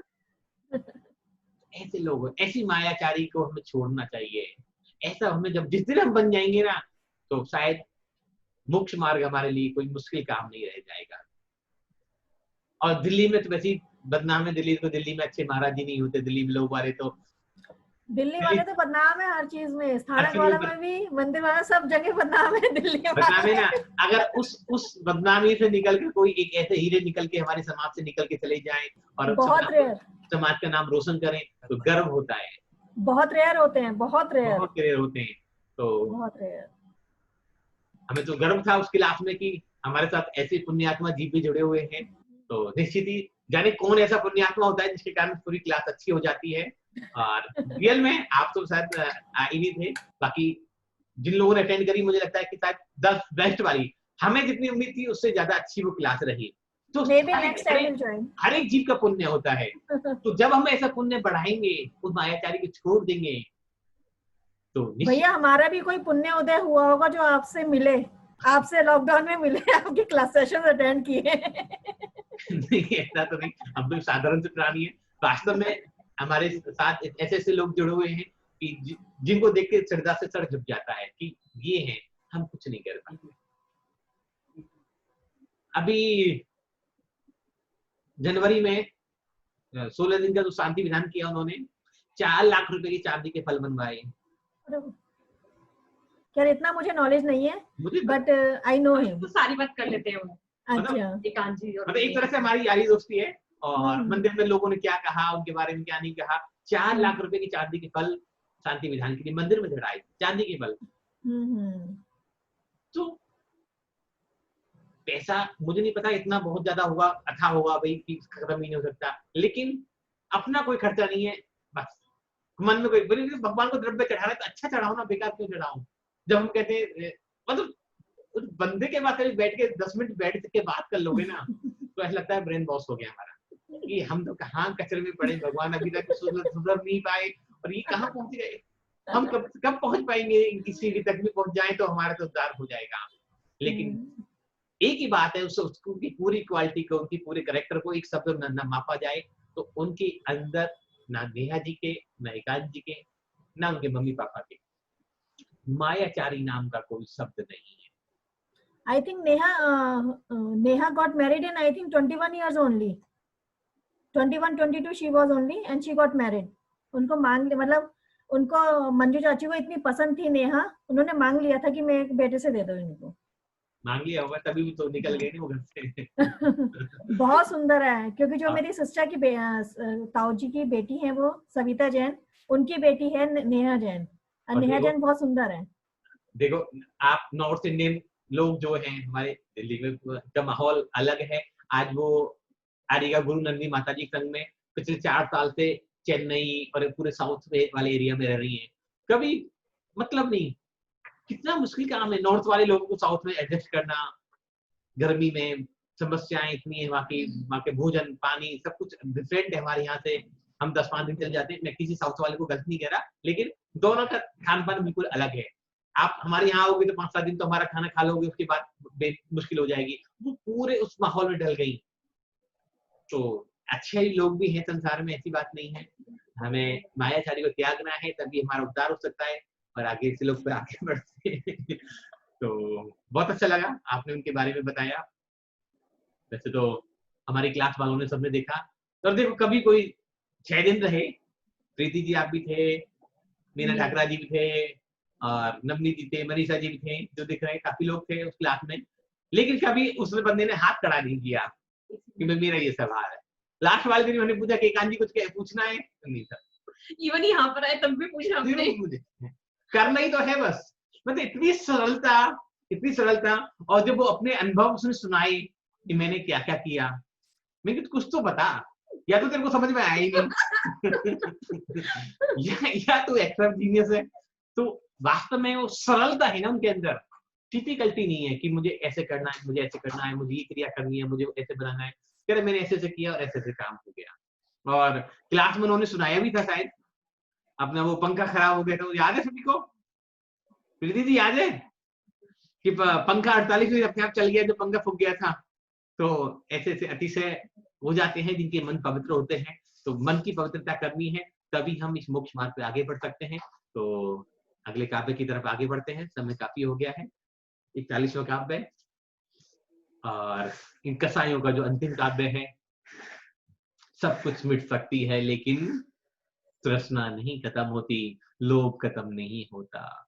मान कसाय भी छूट जाता है, अहंकार भी छूट जाता है, क्रोध भी कम हो जाता है और मायाचारी भी कम हो जाती है, लेकिन नहीं होता तो हमारा लोभ। लोभ पाप का बाप पथना। तो लोभ के बारे में बात करेंगे, पहले काव्य को पढ़ेंगे फिर आगे बढ़ते हैं। क्षणं समद कोकिल कंठ नीलम क्रोधोदतं फनिनमोत्फनमापतन्तम् आक्रामतिक क्रमयुगेन निरस्तशङ्कस् त्वन्नामनागदमनि हृदयस्य पुंसः रक्ते छनन् समदकोकिलकण्ठनीलम्। न के ऊपर बिंदु है, उसको हम न पढ़ेंगे। रक्ते छनन् समदकोकिलकण्ठनीलम् क्रोधोदतं द भी है और ध भी है, त के ऊपर बिंदी है, जो उसको हम क्या पढ़ेंगे यहाँ पर? म। क्रोधोदतं फनिनमोत्फनमापतन्तम् आक्रामतिक मिश्रित अक्षर है, स्वर घात हो रहा है। आक्रामतिक क्रमयुगेन निरस्तशङ्कस्। सा भी इधर ले लेंगे हम, शंकस। आक्रामतिक क जो है, क के नीचे र है, तो आक्रामतिक क्रमयुगेन निरस्तशङ्कस् त्वनामनागतमनि हृदि, हृदि र है, री पढ़ेंगे, हृदि। हृदयस्य पुंसः, सा पर विसर्जन हो रहा है, विसर्ग है। रक्ते छनन् समदकोकिलकण्ठनीलम् क्रोधोदतं फनिनमोत्फनमापतन्तम् आक्रामतिक क्रमयुगेन निरस्तशङ्कस् त्वनामनागदमनि हृदयस्य पुंसः रक्ते छनन् समदकोकिलकण्ठनीलम् क्रोधोदतं फनिनमोत्फनमापतन्तम् आक्रामतिक क्रमयुगेन निरस्तशङ्कस् त्वनामनागदमनि हृदयस्य पुंसः।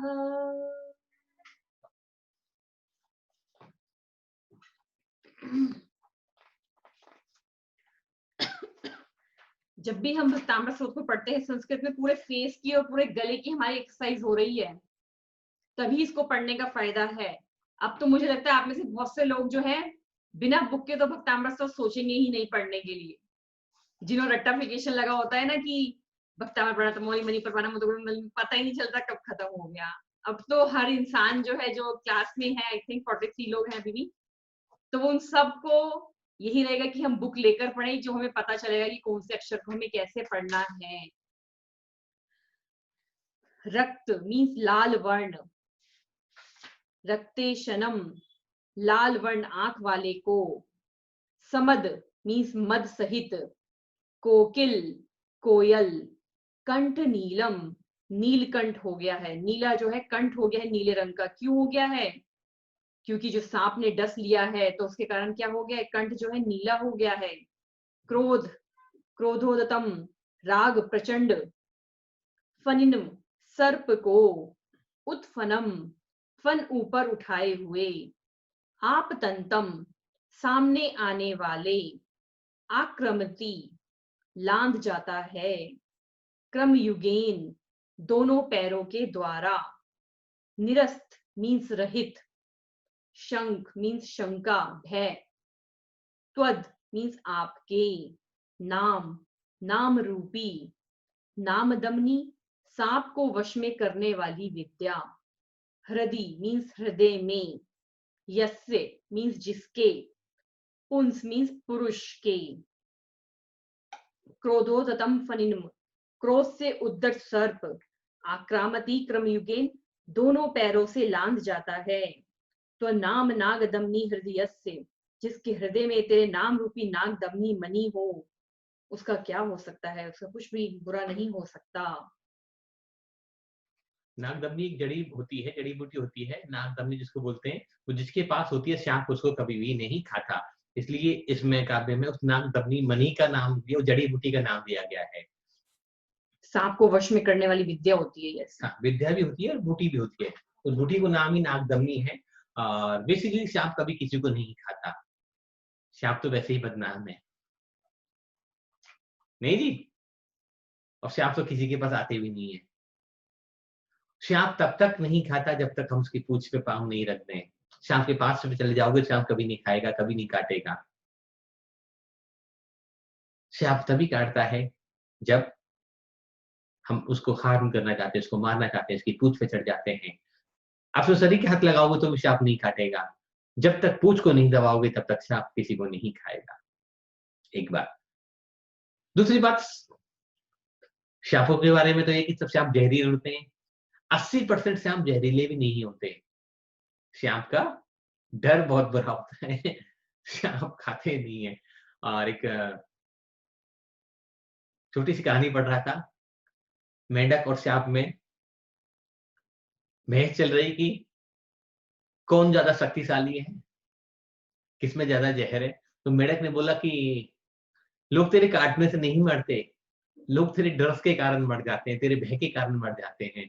शायद आपने पढ़ी हो तो बोले देखते हैं, प्रैक्टिकल करते हैं। वो रास्ते में छुप के बैठ गए, एक व्यक्ति यहाँ से निकला, सांप ने उसको डंक मारा और उसके पैरों के बीच में से मेंढक निकल गया। सोचा मेंढक ने मुझे काट दिया, उस व्यक्ति ने सोचा कि मेंढक ने मुझे काट लिया। वो थोड़ा सा खुजाया उसने और आगे बढ़ गया। दूसरे व्यक्ति को मेंढक ने काटा और उसके पैरों के आगे से बीच में से सांप निकल के चला गया। वो व्यक्ति सांप को देखते ही बेहोश हो गया और फिर प्राण पखेरु छोड़ गया। तो सांप का जो डर है वो डर मारता है। तो हमने जैसे बात कही अभी पिछले काव्य में ये बात थी कि काल्पनिक डर मारते हैं, हमें वास्तविक डर से कुछ नहीं बिगड़ता। कोरोना का जो डर है वो भी काल्पनिक डर है अभी हमारे दिमाग में। हम ये नहीं करें कि आप बाहर जाके मस्ती करो, घूमो करो, हम तो आपको बराबर 4 महीने रोक रहे हैं, अभी और 3 महीने कहेंगे अभी कहीं मत निकलना। लेकिन डरना भी तो नहीं है, मन में जो भय बैठा रखा है। और इस बार जितने भी लोग आए हमारे पास हीलिंग के लिए, परमात्मा की इतनी कृपा रही कि एक भी व्यक्ति का कुछ भी बाल विवाह का नहीं हुआ। क्योंकि डॉक्टर क्या कर रहा है मुझे नहीं पता। हम ये नहीं कह सकते कि डॉक्टर गलत ट्रीटमेंट दे रहे हैं, उनको गलत बिहेव कर रहे हैं उनके साथ, वो भी अच्छे ही कर रहे होंगे, वो भी रक्षक है हमारे। लेकिन जब कोई एक हीलर से जुड़ जाता है, एक अच्छी एनर्जी से जुड़ जाता है, एक अच्छे व्यक्ति से जुड़ता है, तो उस व्यक्ति का काम होता है उसको मोटिवेट करना, पॉजिटिव करना। तो डर निकाल देते हैं हम उसका, कुछ नहीं हुआ ठीक हो जाएगा, कुछ नहीं हुआ ठीक हो जाएगा। तो जब से 3 महीने से जब से पेशेंट आने लगे कोरोना के, रियल में भगवान की कृपा है, भगवान साक्षी इस बात का कि एक भी व्यक्ति की कोरोना के कारण हीलिंग जिसकी चल रही थी उसकी कोई भी मृत्यु नहीं हुई, क्योंकि डर खत्म कर दिया। वो काल्पनिक डर बिठा रखा था उन्होंने कि कोरोना हो गया तो परिवार निबट जाएगा, ये हो जाएगा, वो हो जाएगा, ऐसा हो जाएगा। जो न्यूज चैनल देखते हैं तो जान निकल जाती है कि बात तो कि क्या होगा। अगर आपको बचना है तो न्यूज चैनल को बंद कर दो और अपनी मस्ती से जिंदगी को जियो, सेफ्टी से, सुरक्षा से, सावधानी से, उसमें कोई दिक्कत नहीं है। अगर न्यूज चैनल को हर चीज देखते हैं तो लगता है कि मतलब आज ही खत्म होने वाले हैं, आज ही कोरोना हो जाएगा। और आजकल ये व्हाट्सएप पे मैसेज चल रहा है कि जब टीवी देखता हूँ तो लगता है कि बस जिंदगी का आखिरी दिन है, और जब बाहर निकलता हूँ लगता है कि कोरोना खत्म हो गया। सच्चाई यही है। हम जब ज्यादा टीवी के पास, न्यूज के पास देखते हैं तो सांप का भी वही डर है कि सांप अपने आप में कुछ नहीं करता, उसका डर मार जाता है। हमें उससे मैत्री करनी है। काफी क्या कह रहा है कि मेरे अंदर सांप के प्रति भी एक मित्रता का भाव है, पॉजिटिविटी का भाव है। जैसे कोरोना है, कोरोना को अगर सांप मान ले तो क्या बुराई है हम, लेकिन अगर उसके प्रति मित्रता का भाव हमारे मन में रह जाए, उसके प्रति दोस्ती का भाव हमारे मन में आ जाए, उसके प्रति अपनेपन का भाव हमारे मन में आ जाए, तो कोई भी कोरोना, कोई भी सांप, कोई भी बैक्टीरिया, कोई भी वायरस आपको हार नहीं कर सकता। कल ही हमने इस बात पे बहुत सारी चर्चा करी, सभी को याद भी होगा, जिसके लिए मीना जी ने अभी आज कहा कि आप सवाल ही ऐसा पूछ लेते हो, जाने कहां से लाते हो। तो सवाल नहीं है, बेसिकली वो मित्रता है। हमें पुराने किसी बैक्टीरिया को हार नहीं करना, मारना नहीं है। हम अगर सांप के ऊपर पैर भी रख रहे हैं तो मारने का भाव से नहीं रख रहे, वो गलती से लग गया तो मित्रता का भाव है, तो सांप कैसे मार सकता है। पक्षियों को चुग्गा डालते हैं आप सब में कोई कुछ लोग, कौन कौन डालता है पक्षियों को चुग्गा, कौन डालता है?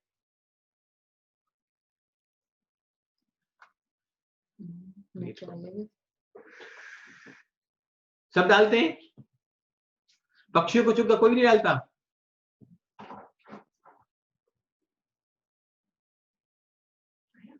हाँ जी, उषा जी डालते हैं, डॉक्टर साहब डालते हैं, मनीषा जी, अलका जी, मीना जी, कृति जी, हेमा जी, नवनीत जी।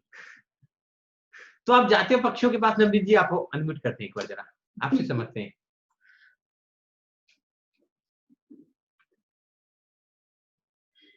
जी, चुके डालने जाते हो? हाँ। पास से डालते हो, दूर से डालते हो? अरे उनके एकदम बीच में बैठ के। कुछ होता है? नहीं। पक्षी उड़ते हैं? नहीं। एक कुछ सेकंड के लिए जाते, वापस आ जाते। 2-4 उड़ते हैं, फिर वापसी उतने और ज्यादा साथ इकट्ठे होते आ जाते हैं। क्यों? और अगर आप चुग्गा लेके नहीं जाओ और कोई अन्य व्यक्ति चला जाए तो वहां क्या होगा? वो सब उड़ जाते हैं 1 सेकंड। क्यों उड़ जाते हैं? वो समझ जाते हैं कि हमारे लिए कुछ पालनहार के लिए लेके आए वो। मतलब पक्षियों को इतना पता है कि ये व्यक्ति मुझे चुग्गा देने वाला है, ये मुझे अपना है, ये वो पक्षी भी हमसे मित्रता कर बैठे। हम उनको जानते नहीं है, पहचानते नहीं, उनका नाम नहीं पता, हमें नाम नहीं पता, उनकी जाति नहीं पता, उनकी उम्र नहीं पता, वो हमारी कैटेगरी के नहीं है, फिर एक 4 दाने दाने के डालते ही वो हमसे मित्रता करने लग जाते हैं, वो हमसे दोस्ती कर लेते हैं। और जब हम उनके बीच में चुग्गा डालते हैं तो कभी उड़ते भी नहीं है।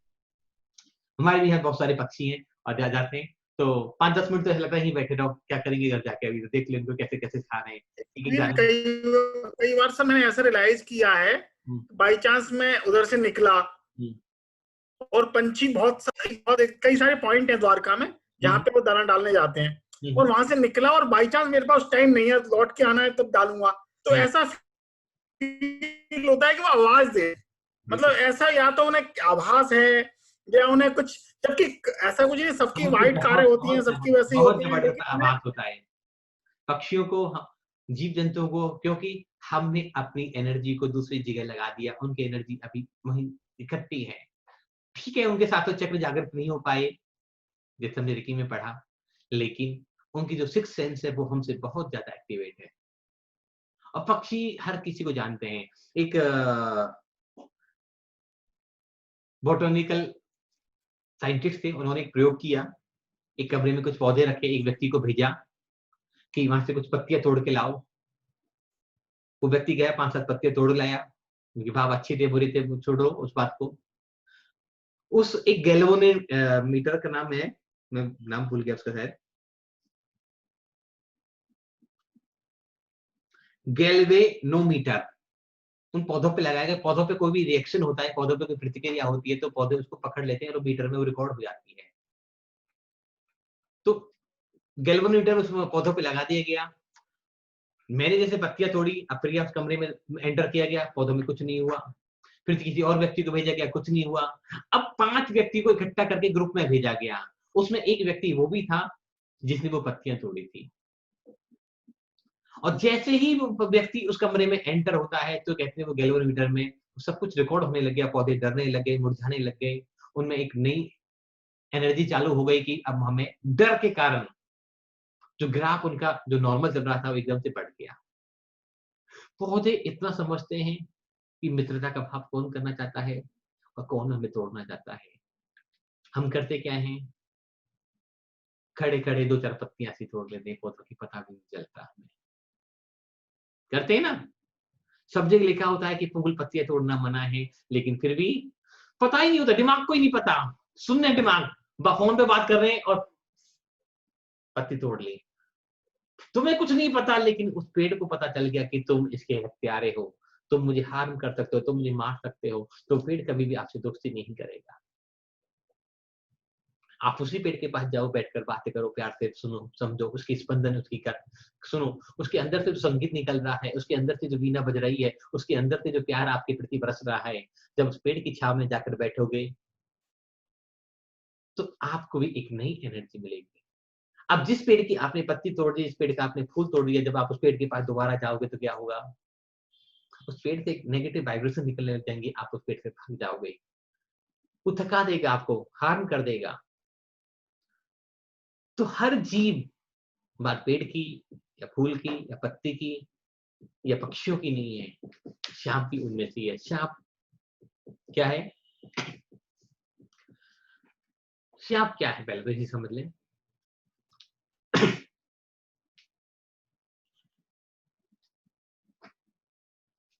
जैसे मैंने पहले ही कह दिया कि 3 कसाय पूरी हो गई, और सांप है लोभ का प्रतीक। लोभ कसाय सबसे मुश्किल कसाय है कि कुछ भी गले व्यक्ति लोभ अपने आप पैदा हो जाता है। ये उत्तम सोच सर्व जग जाना, लोभ पाप का बाप बखाना। सभी ने पढ़ा नहीं 10 लक्षण में, उत्तम सोच सर्व जग जाना, लोभ पाप का बाप बखाना, आशा पास महादुखदानी, सुख पावे संतोषी प्राणी। तो सुख कौन पा सकता है संसार में, जिसके पास संतोष का नाम की कुंजी है, वो संसार में सुख पा सकता है। और जिसके पास लोभ रूपी सांप है, जैसे हम सांप के बारे में बात करें कि सांप 2 तरह के होते हैं, कुछ जहरीले होते हैं, कुछ बिना जहरीले होते हैं। जो जहरीला वालापन लोभ वाला है हमारे अंदर, कि सामने वाले को ठगना है, सिर्फ ठगना है, सिर्फ चीट करना है। जब बंधुवर एक पक्षी को दाना डालते हैं, वो हमारी वाइब्रेशन, हमारी स्पंदन को समझ जाता है। एक पेड़ की पत्ती तोड़ते हैं तो वो हमारी प्रतिक्रिया को, हमारी रिएक्शन को समझ जाता है। तो अगर हम किसी व्यक्ति को ठग रहे होंगे, चीट कर रहे होंगे, लोभ के वशीभूत उसको हार्म कर रहे होंगे, तो क्या वो हमारी प्रतिक्रिया को, हमारी रिएक्शन को, हमारी वाइब्रेशन को नहीं समझ पाएगा? क्या पॉसिबल है ऐसा?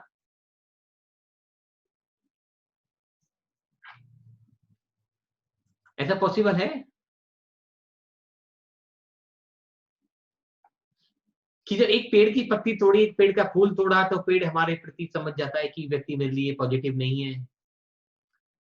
एक व्यक्ति पक्षियों को दाना डालने जाता है तो उसके पास पक्षी उसके सर पे बढ़ जाते हैं, हाथ पे बढ़ जाते हैं, और हाथ में खाने भी आ जाते हैं। हम भी कई बार देखते हैं ऐसा।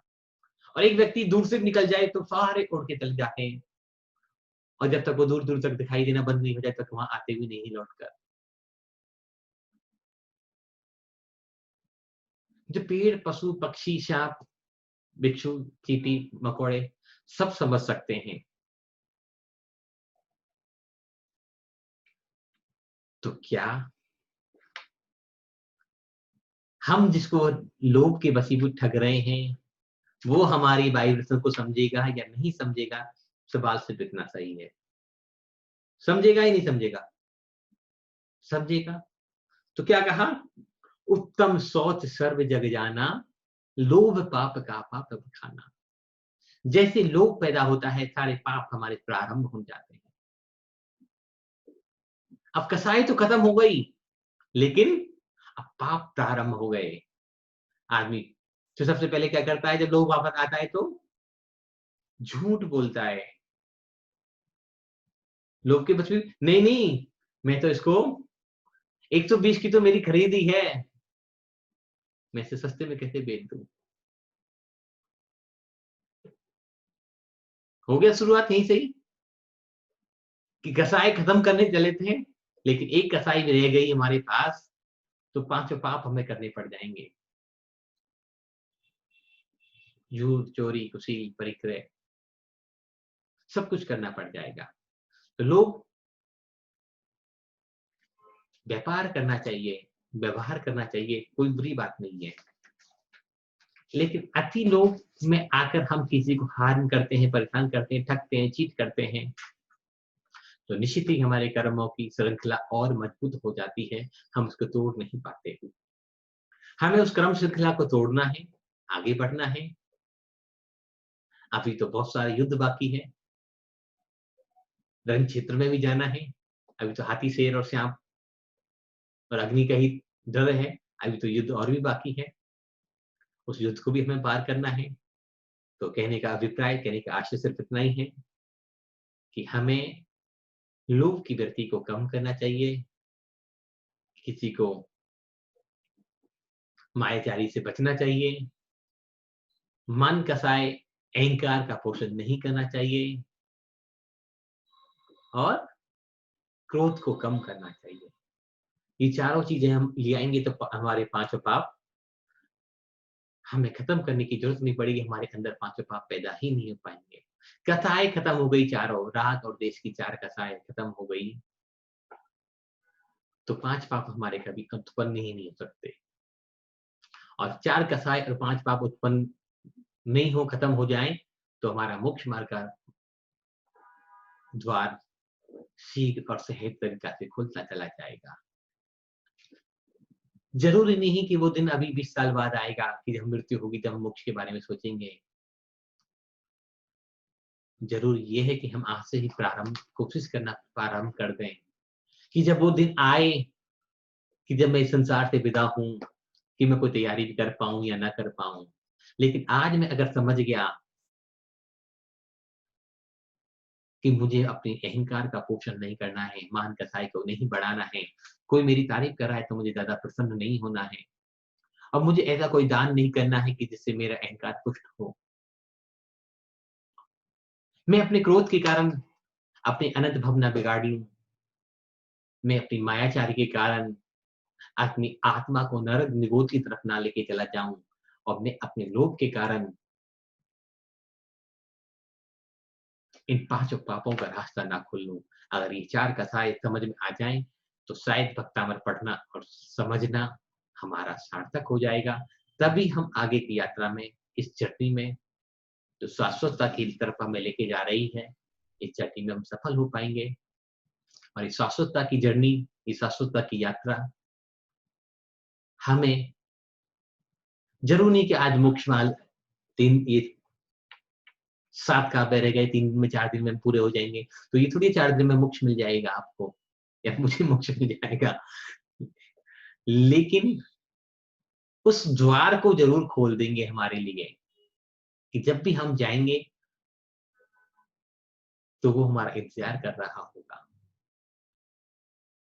तो ऐसे पवित्र भावों से, निर्बल भावों से भगवान की स्तुति करते हुए कि आज के बाद मैं मायाचारी नहीं करूंगा, कोई मुश्किल काम नहीं है कि जिसको हम नहीं छोड़ सकते। आज के बाद मैं अहंकार का पोषण नहीं करूंगा। जरूर थोड़ी हर बार दान देते हुए समय रसीदी कटवानी, पत्थर पे नाम ही लिखवाना है, बोलियां ही लेनी है। धर्म तो चुपचाप भी साइलेंट मोड में किया जा सकता है, मुश्किल काम नहीं है ये। जब भी ऐसा भाव आए तो उसका आप देखो पढ़ लेना, स्मरण कर लेना, लोभ कम हो जाएगा, मान कसाई कम हो जाएगी, क्रोध कम हो जाएगा और मायाचारी भी कम हो जाएगी। जब भी भाव उत्पन्न हो कि तुम्हारे भगवान तुम्हारे नाम का कीर्तन मैं करना चाह रहा हूं, तुम्हारे नाम की माला मैं जपना चाह रहा हूं, और जब ऐसा कीर्तन जब आप करेंगे तो अपने आप आपके अंदर एक पवित्रता, पॉजिटिविटी, एक प्रेम, एक मित्रता के भाव प्रकट होंगे सबके प्रति, अपने प्रति नहीं, सभी के प्रति। और जब ऐसे भाव आपके अंदर प्रकट होंगे तो आप एक अच्छे उपचारक, एक अच्छे हीलर बन पाएंगे। हीलर तो सिर्फ वही होता है तो सबके प्रति करुणा के भाव रखे, सबके प्रति मैत्री का भाव रखे।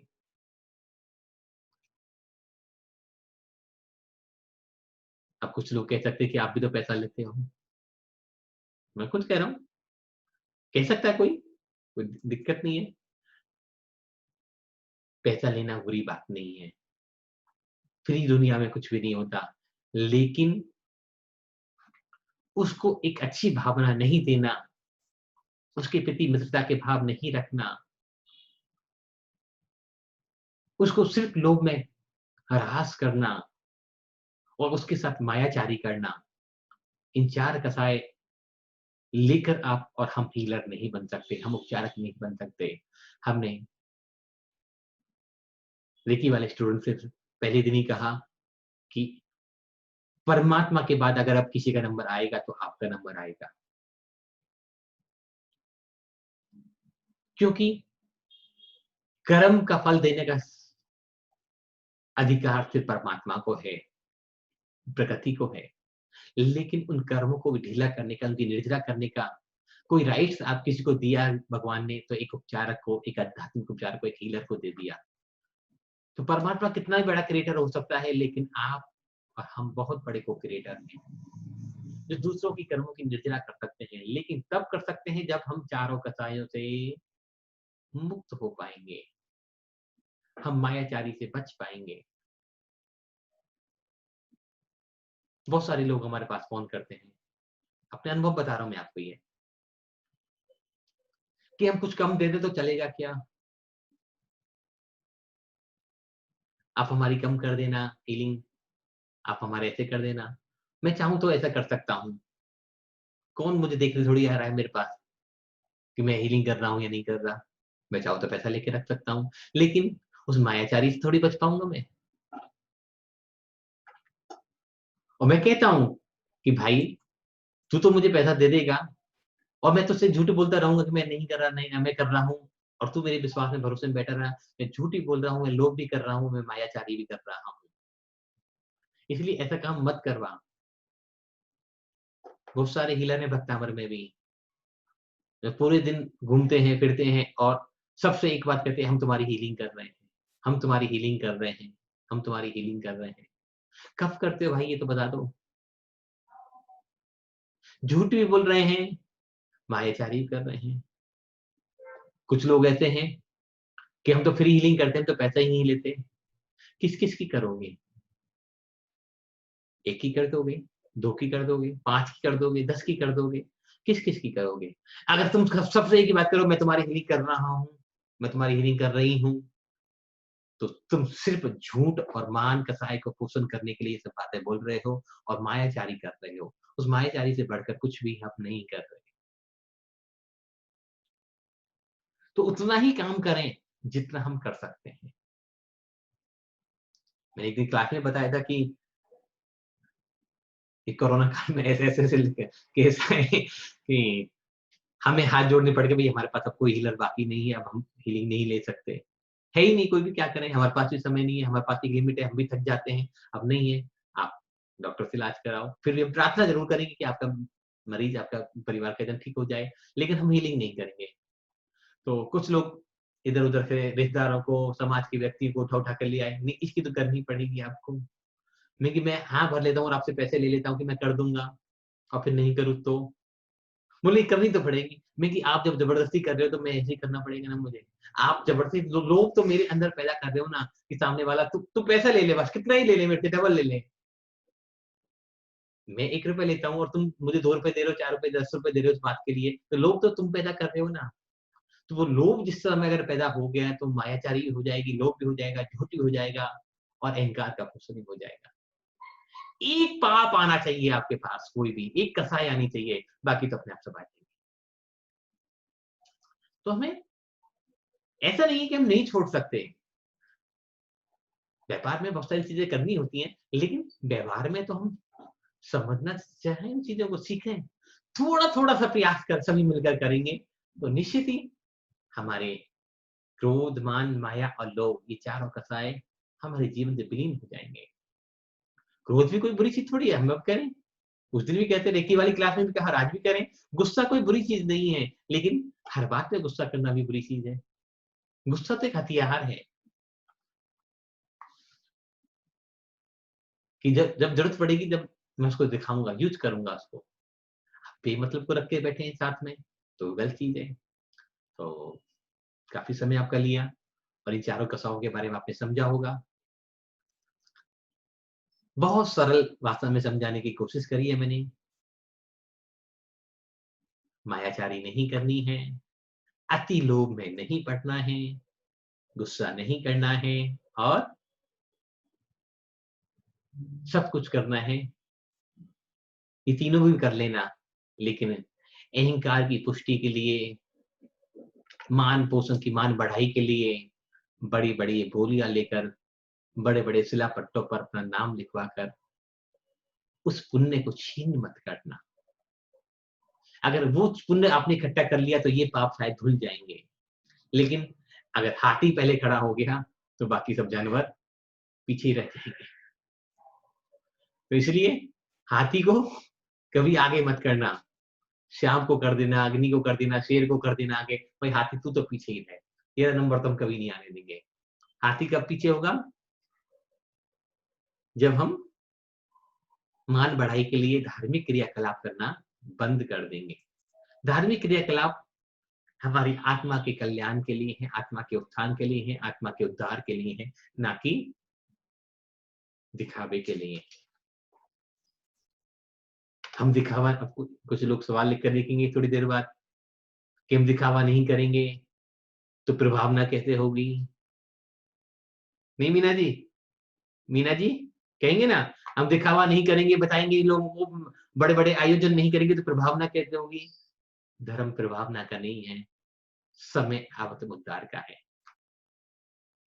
हमें संसार में आए तो आत्म कल्याण के लिए आए हैं, ना कि प्रभावना के लिए आए हैं। जब आप आचरण अच्छा करके दिखाओगे तो प्रभावना अपने आप हो जाएगी। आचरण में झलकना चाहिए आपका प्रभावना, ना कि दिखावे में दिखावा झलकना चाहिए। तो हम समझने की कोशिश करेंगे, थोड़ा थोड़ा बदलने की कोशिश करेंगे, तभी सभी पुण्यात्मा जीवे हमारे साथ जुड़े हुए, तो निश्चित ही हमें विश्वास है कि सभी थोड़ा थोड़ा बदलेंगे। और फिर भी ये तो इसका आध्यात्मिक पक्ष हो गया। व्यवहारिक पक्ष इसका,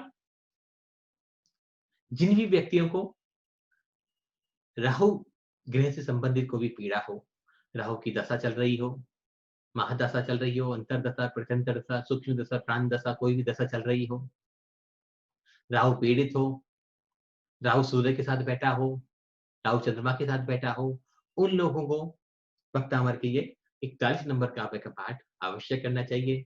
और वास्तु में भी हमने इसके बारे में बताया था। घर के साउथ वेस्ट डायरेक्शन जब खराब हो, जैसे 40 नंबर साउथ ईस्ट के बारे में बात करी थी, साउथ वेस्ट डायरेक्शन जब खराब हो, बोरिंग हो, वॉशरूम हो, किचन एरिया हो, बालकनी हो, और क्या हो सकता है, ओपन एरिया हो, ड्राइंग रूम हो, डाइनिंग रूम हो, टॉयलेट हो, तो ऐसी जब कोई खराबी हो तो हमें साउथ वेस्ट में 41 नंबर काव्य का यंत्र स्थापित करना चाहिए, जिसकी भी हमने एक पेंटिंग बनाई है। आप उसे भी यूज कर सकते हैं और नहीं तो जाप भी कर सकते हैं। तीनों कामों से कोई भी काम आप कर सकते हैं और तीनों भी कर सकते हैं। तो निश्चित ही व्यवहारिक पक्ष में भी बहुत फायदेमंद है काव्य, और आध्यात्मिक पक्ष में तो इससे बढ़कर कोई चीज है ही नहीं। तो अभी कोई सवाल हो आपके तो सवाल सुनते हैं। अभी जो हमारी वेबसाइट है जी वो वर्किंग काम हो रहा है उस पे, नहीं तो हम आपको पेंटिंग दिखाते। बहुत से लोग यही कह रहे हैं कि पेंटिंग दिखाइए, वो या तो हम आपको भेज देंगे। उसका टोटल को डिजाइन चेंज किया था, तो एक दिन का काम टाइम लिया था, एक दिन में 1.5 दिन लग गया, 2 दिन लग गए, तो शायद 9-10 बजे तक उम्मीद थी क्या चालू हो जाएगी, कोई दिक्कत। किसी कोई सवाल किसी का यहाँ तक कुछ कहना हो, किसी को सुनना, कुछ पूछना हो? आज तो सब उदास से हो गए, लगता है कुछ समझ नहीं आया किसी को भी।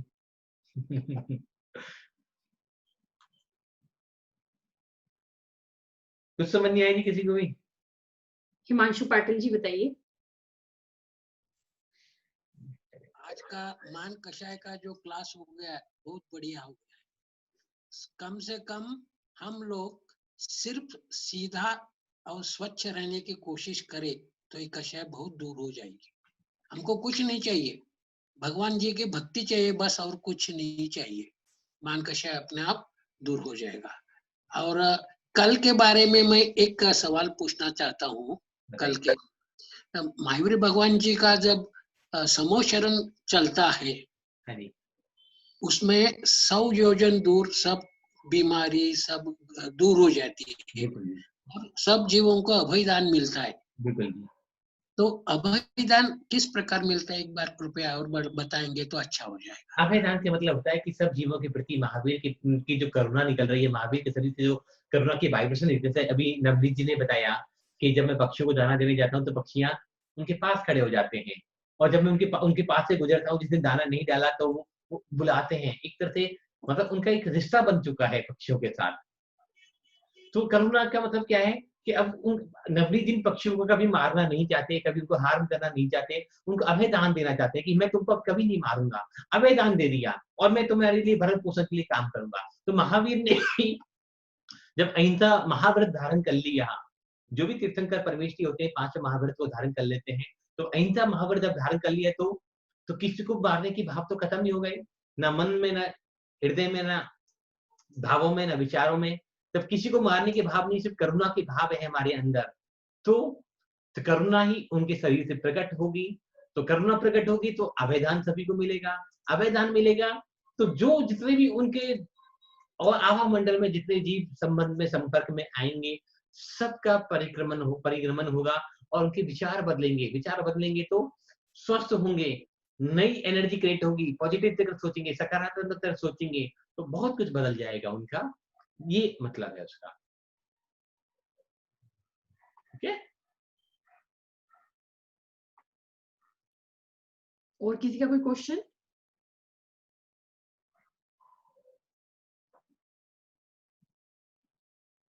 सुनीता जी आपका क्वेश्चन है कोई? हाँ, मुझे वो साउथ ईस्ट में बेडरूम है तो उसको कैसे करना वो समझ में नहीं आया। और अस्थमा के लिए कौन सी गाथा है? अस्थमा के लिए तो 17 नंबर गाथा करिए। कौन सी? 17 नंबर। 17।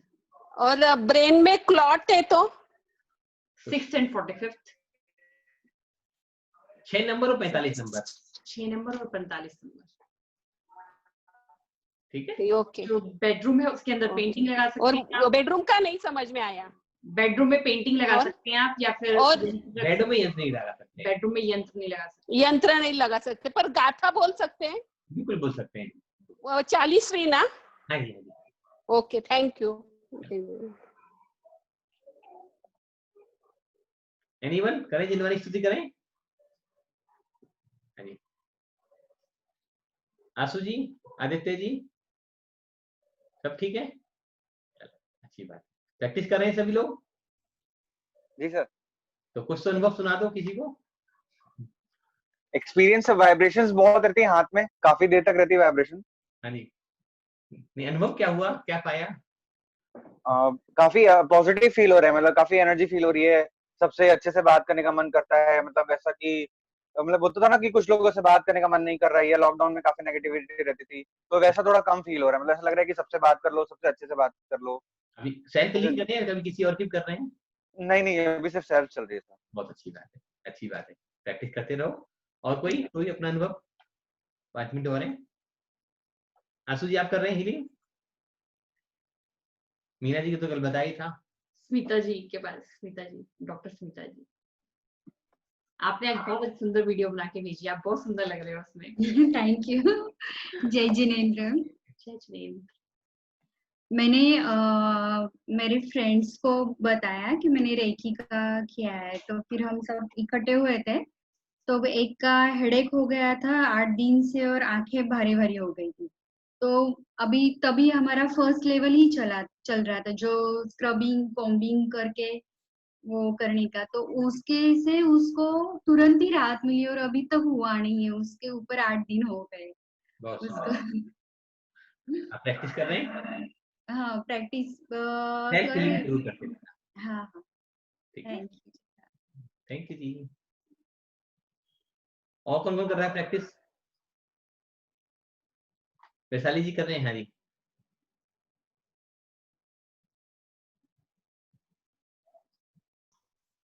हाँ जी वैशाली जी। हाँ करती हूँ, मैं रोज करती हूँ, हर रोज। अच्छा। हम लोगों का ग्रुप बनाया है, 5 जन हैं हम लोग साथ में वीडियो कॉल करके साथ में करते हैं। कौन कौन है 5 लोग?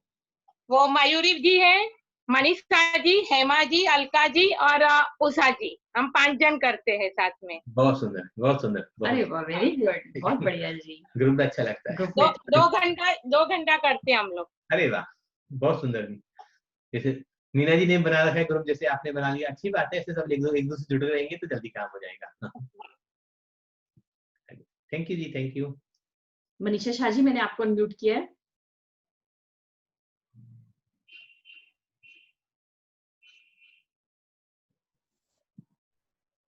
जय जिनेंद्र। जय जिनेंद्र। अभी जो वैशाली बोल रही है वो मेरी भाभी है, हम सब साथ में करते हैं। इसका हम वीडियो भी आपको भेजेंगे बाद में। बहुत अच्छी बात है। हम सब ये बहुत बढ़िया करा आपने। हम सबको डाल देंगे। हमें सबको बताने में बहुत अच्छा लगता है, जो भी कोई आता है ना, जो इससे भी कोई फोन में बात हो रही है, आजकल तो उस रेखी की बातें ही चल रही है हमारी। अमित जी आप कर रहे हैं? हाँ, हम साथ में कर रहे हैं सब लोग, पर इतना अच्छा सा हो रहा है ना, तो बोले कि थोड़े करेक्ट हो जाए, थोड़ी भूल हो तो वो करेक्ट हो, उसके बाद हम आपको वीडियो भेजेंगे। बिल्कुल जी, बहुत अच्छी बात है। कल प्रैक्टिस करते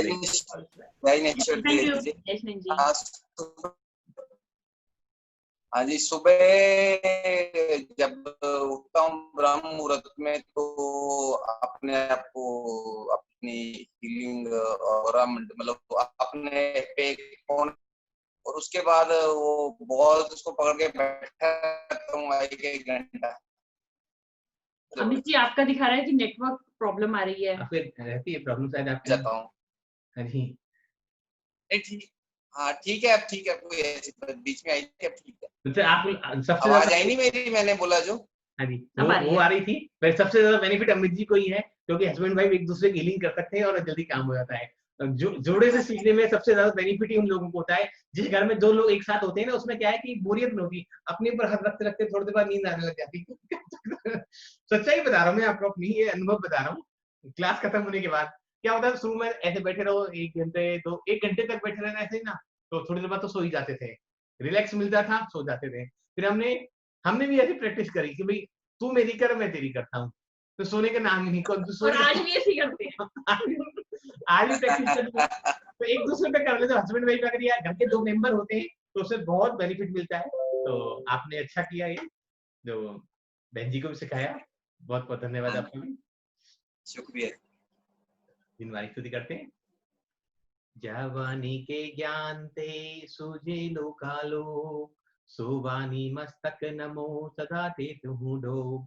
हे जिनवानी भारती तो जपू दिन रैन, जो तेरी शरणा गए सो पावे सुख चैन। दादशांग जिनवानी माता की जय।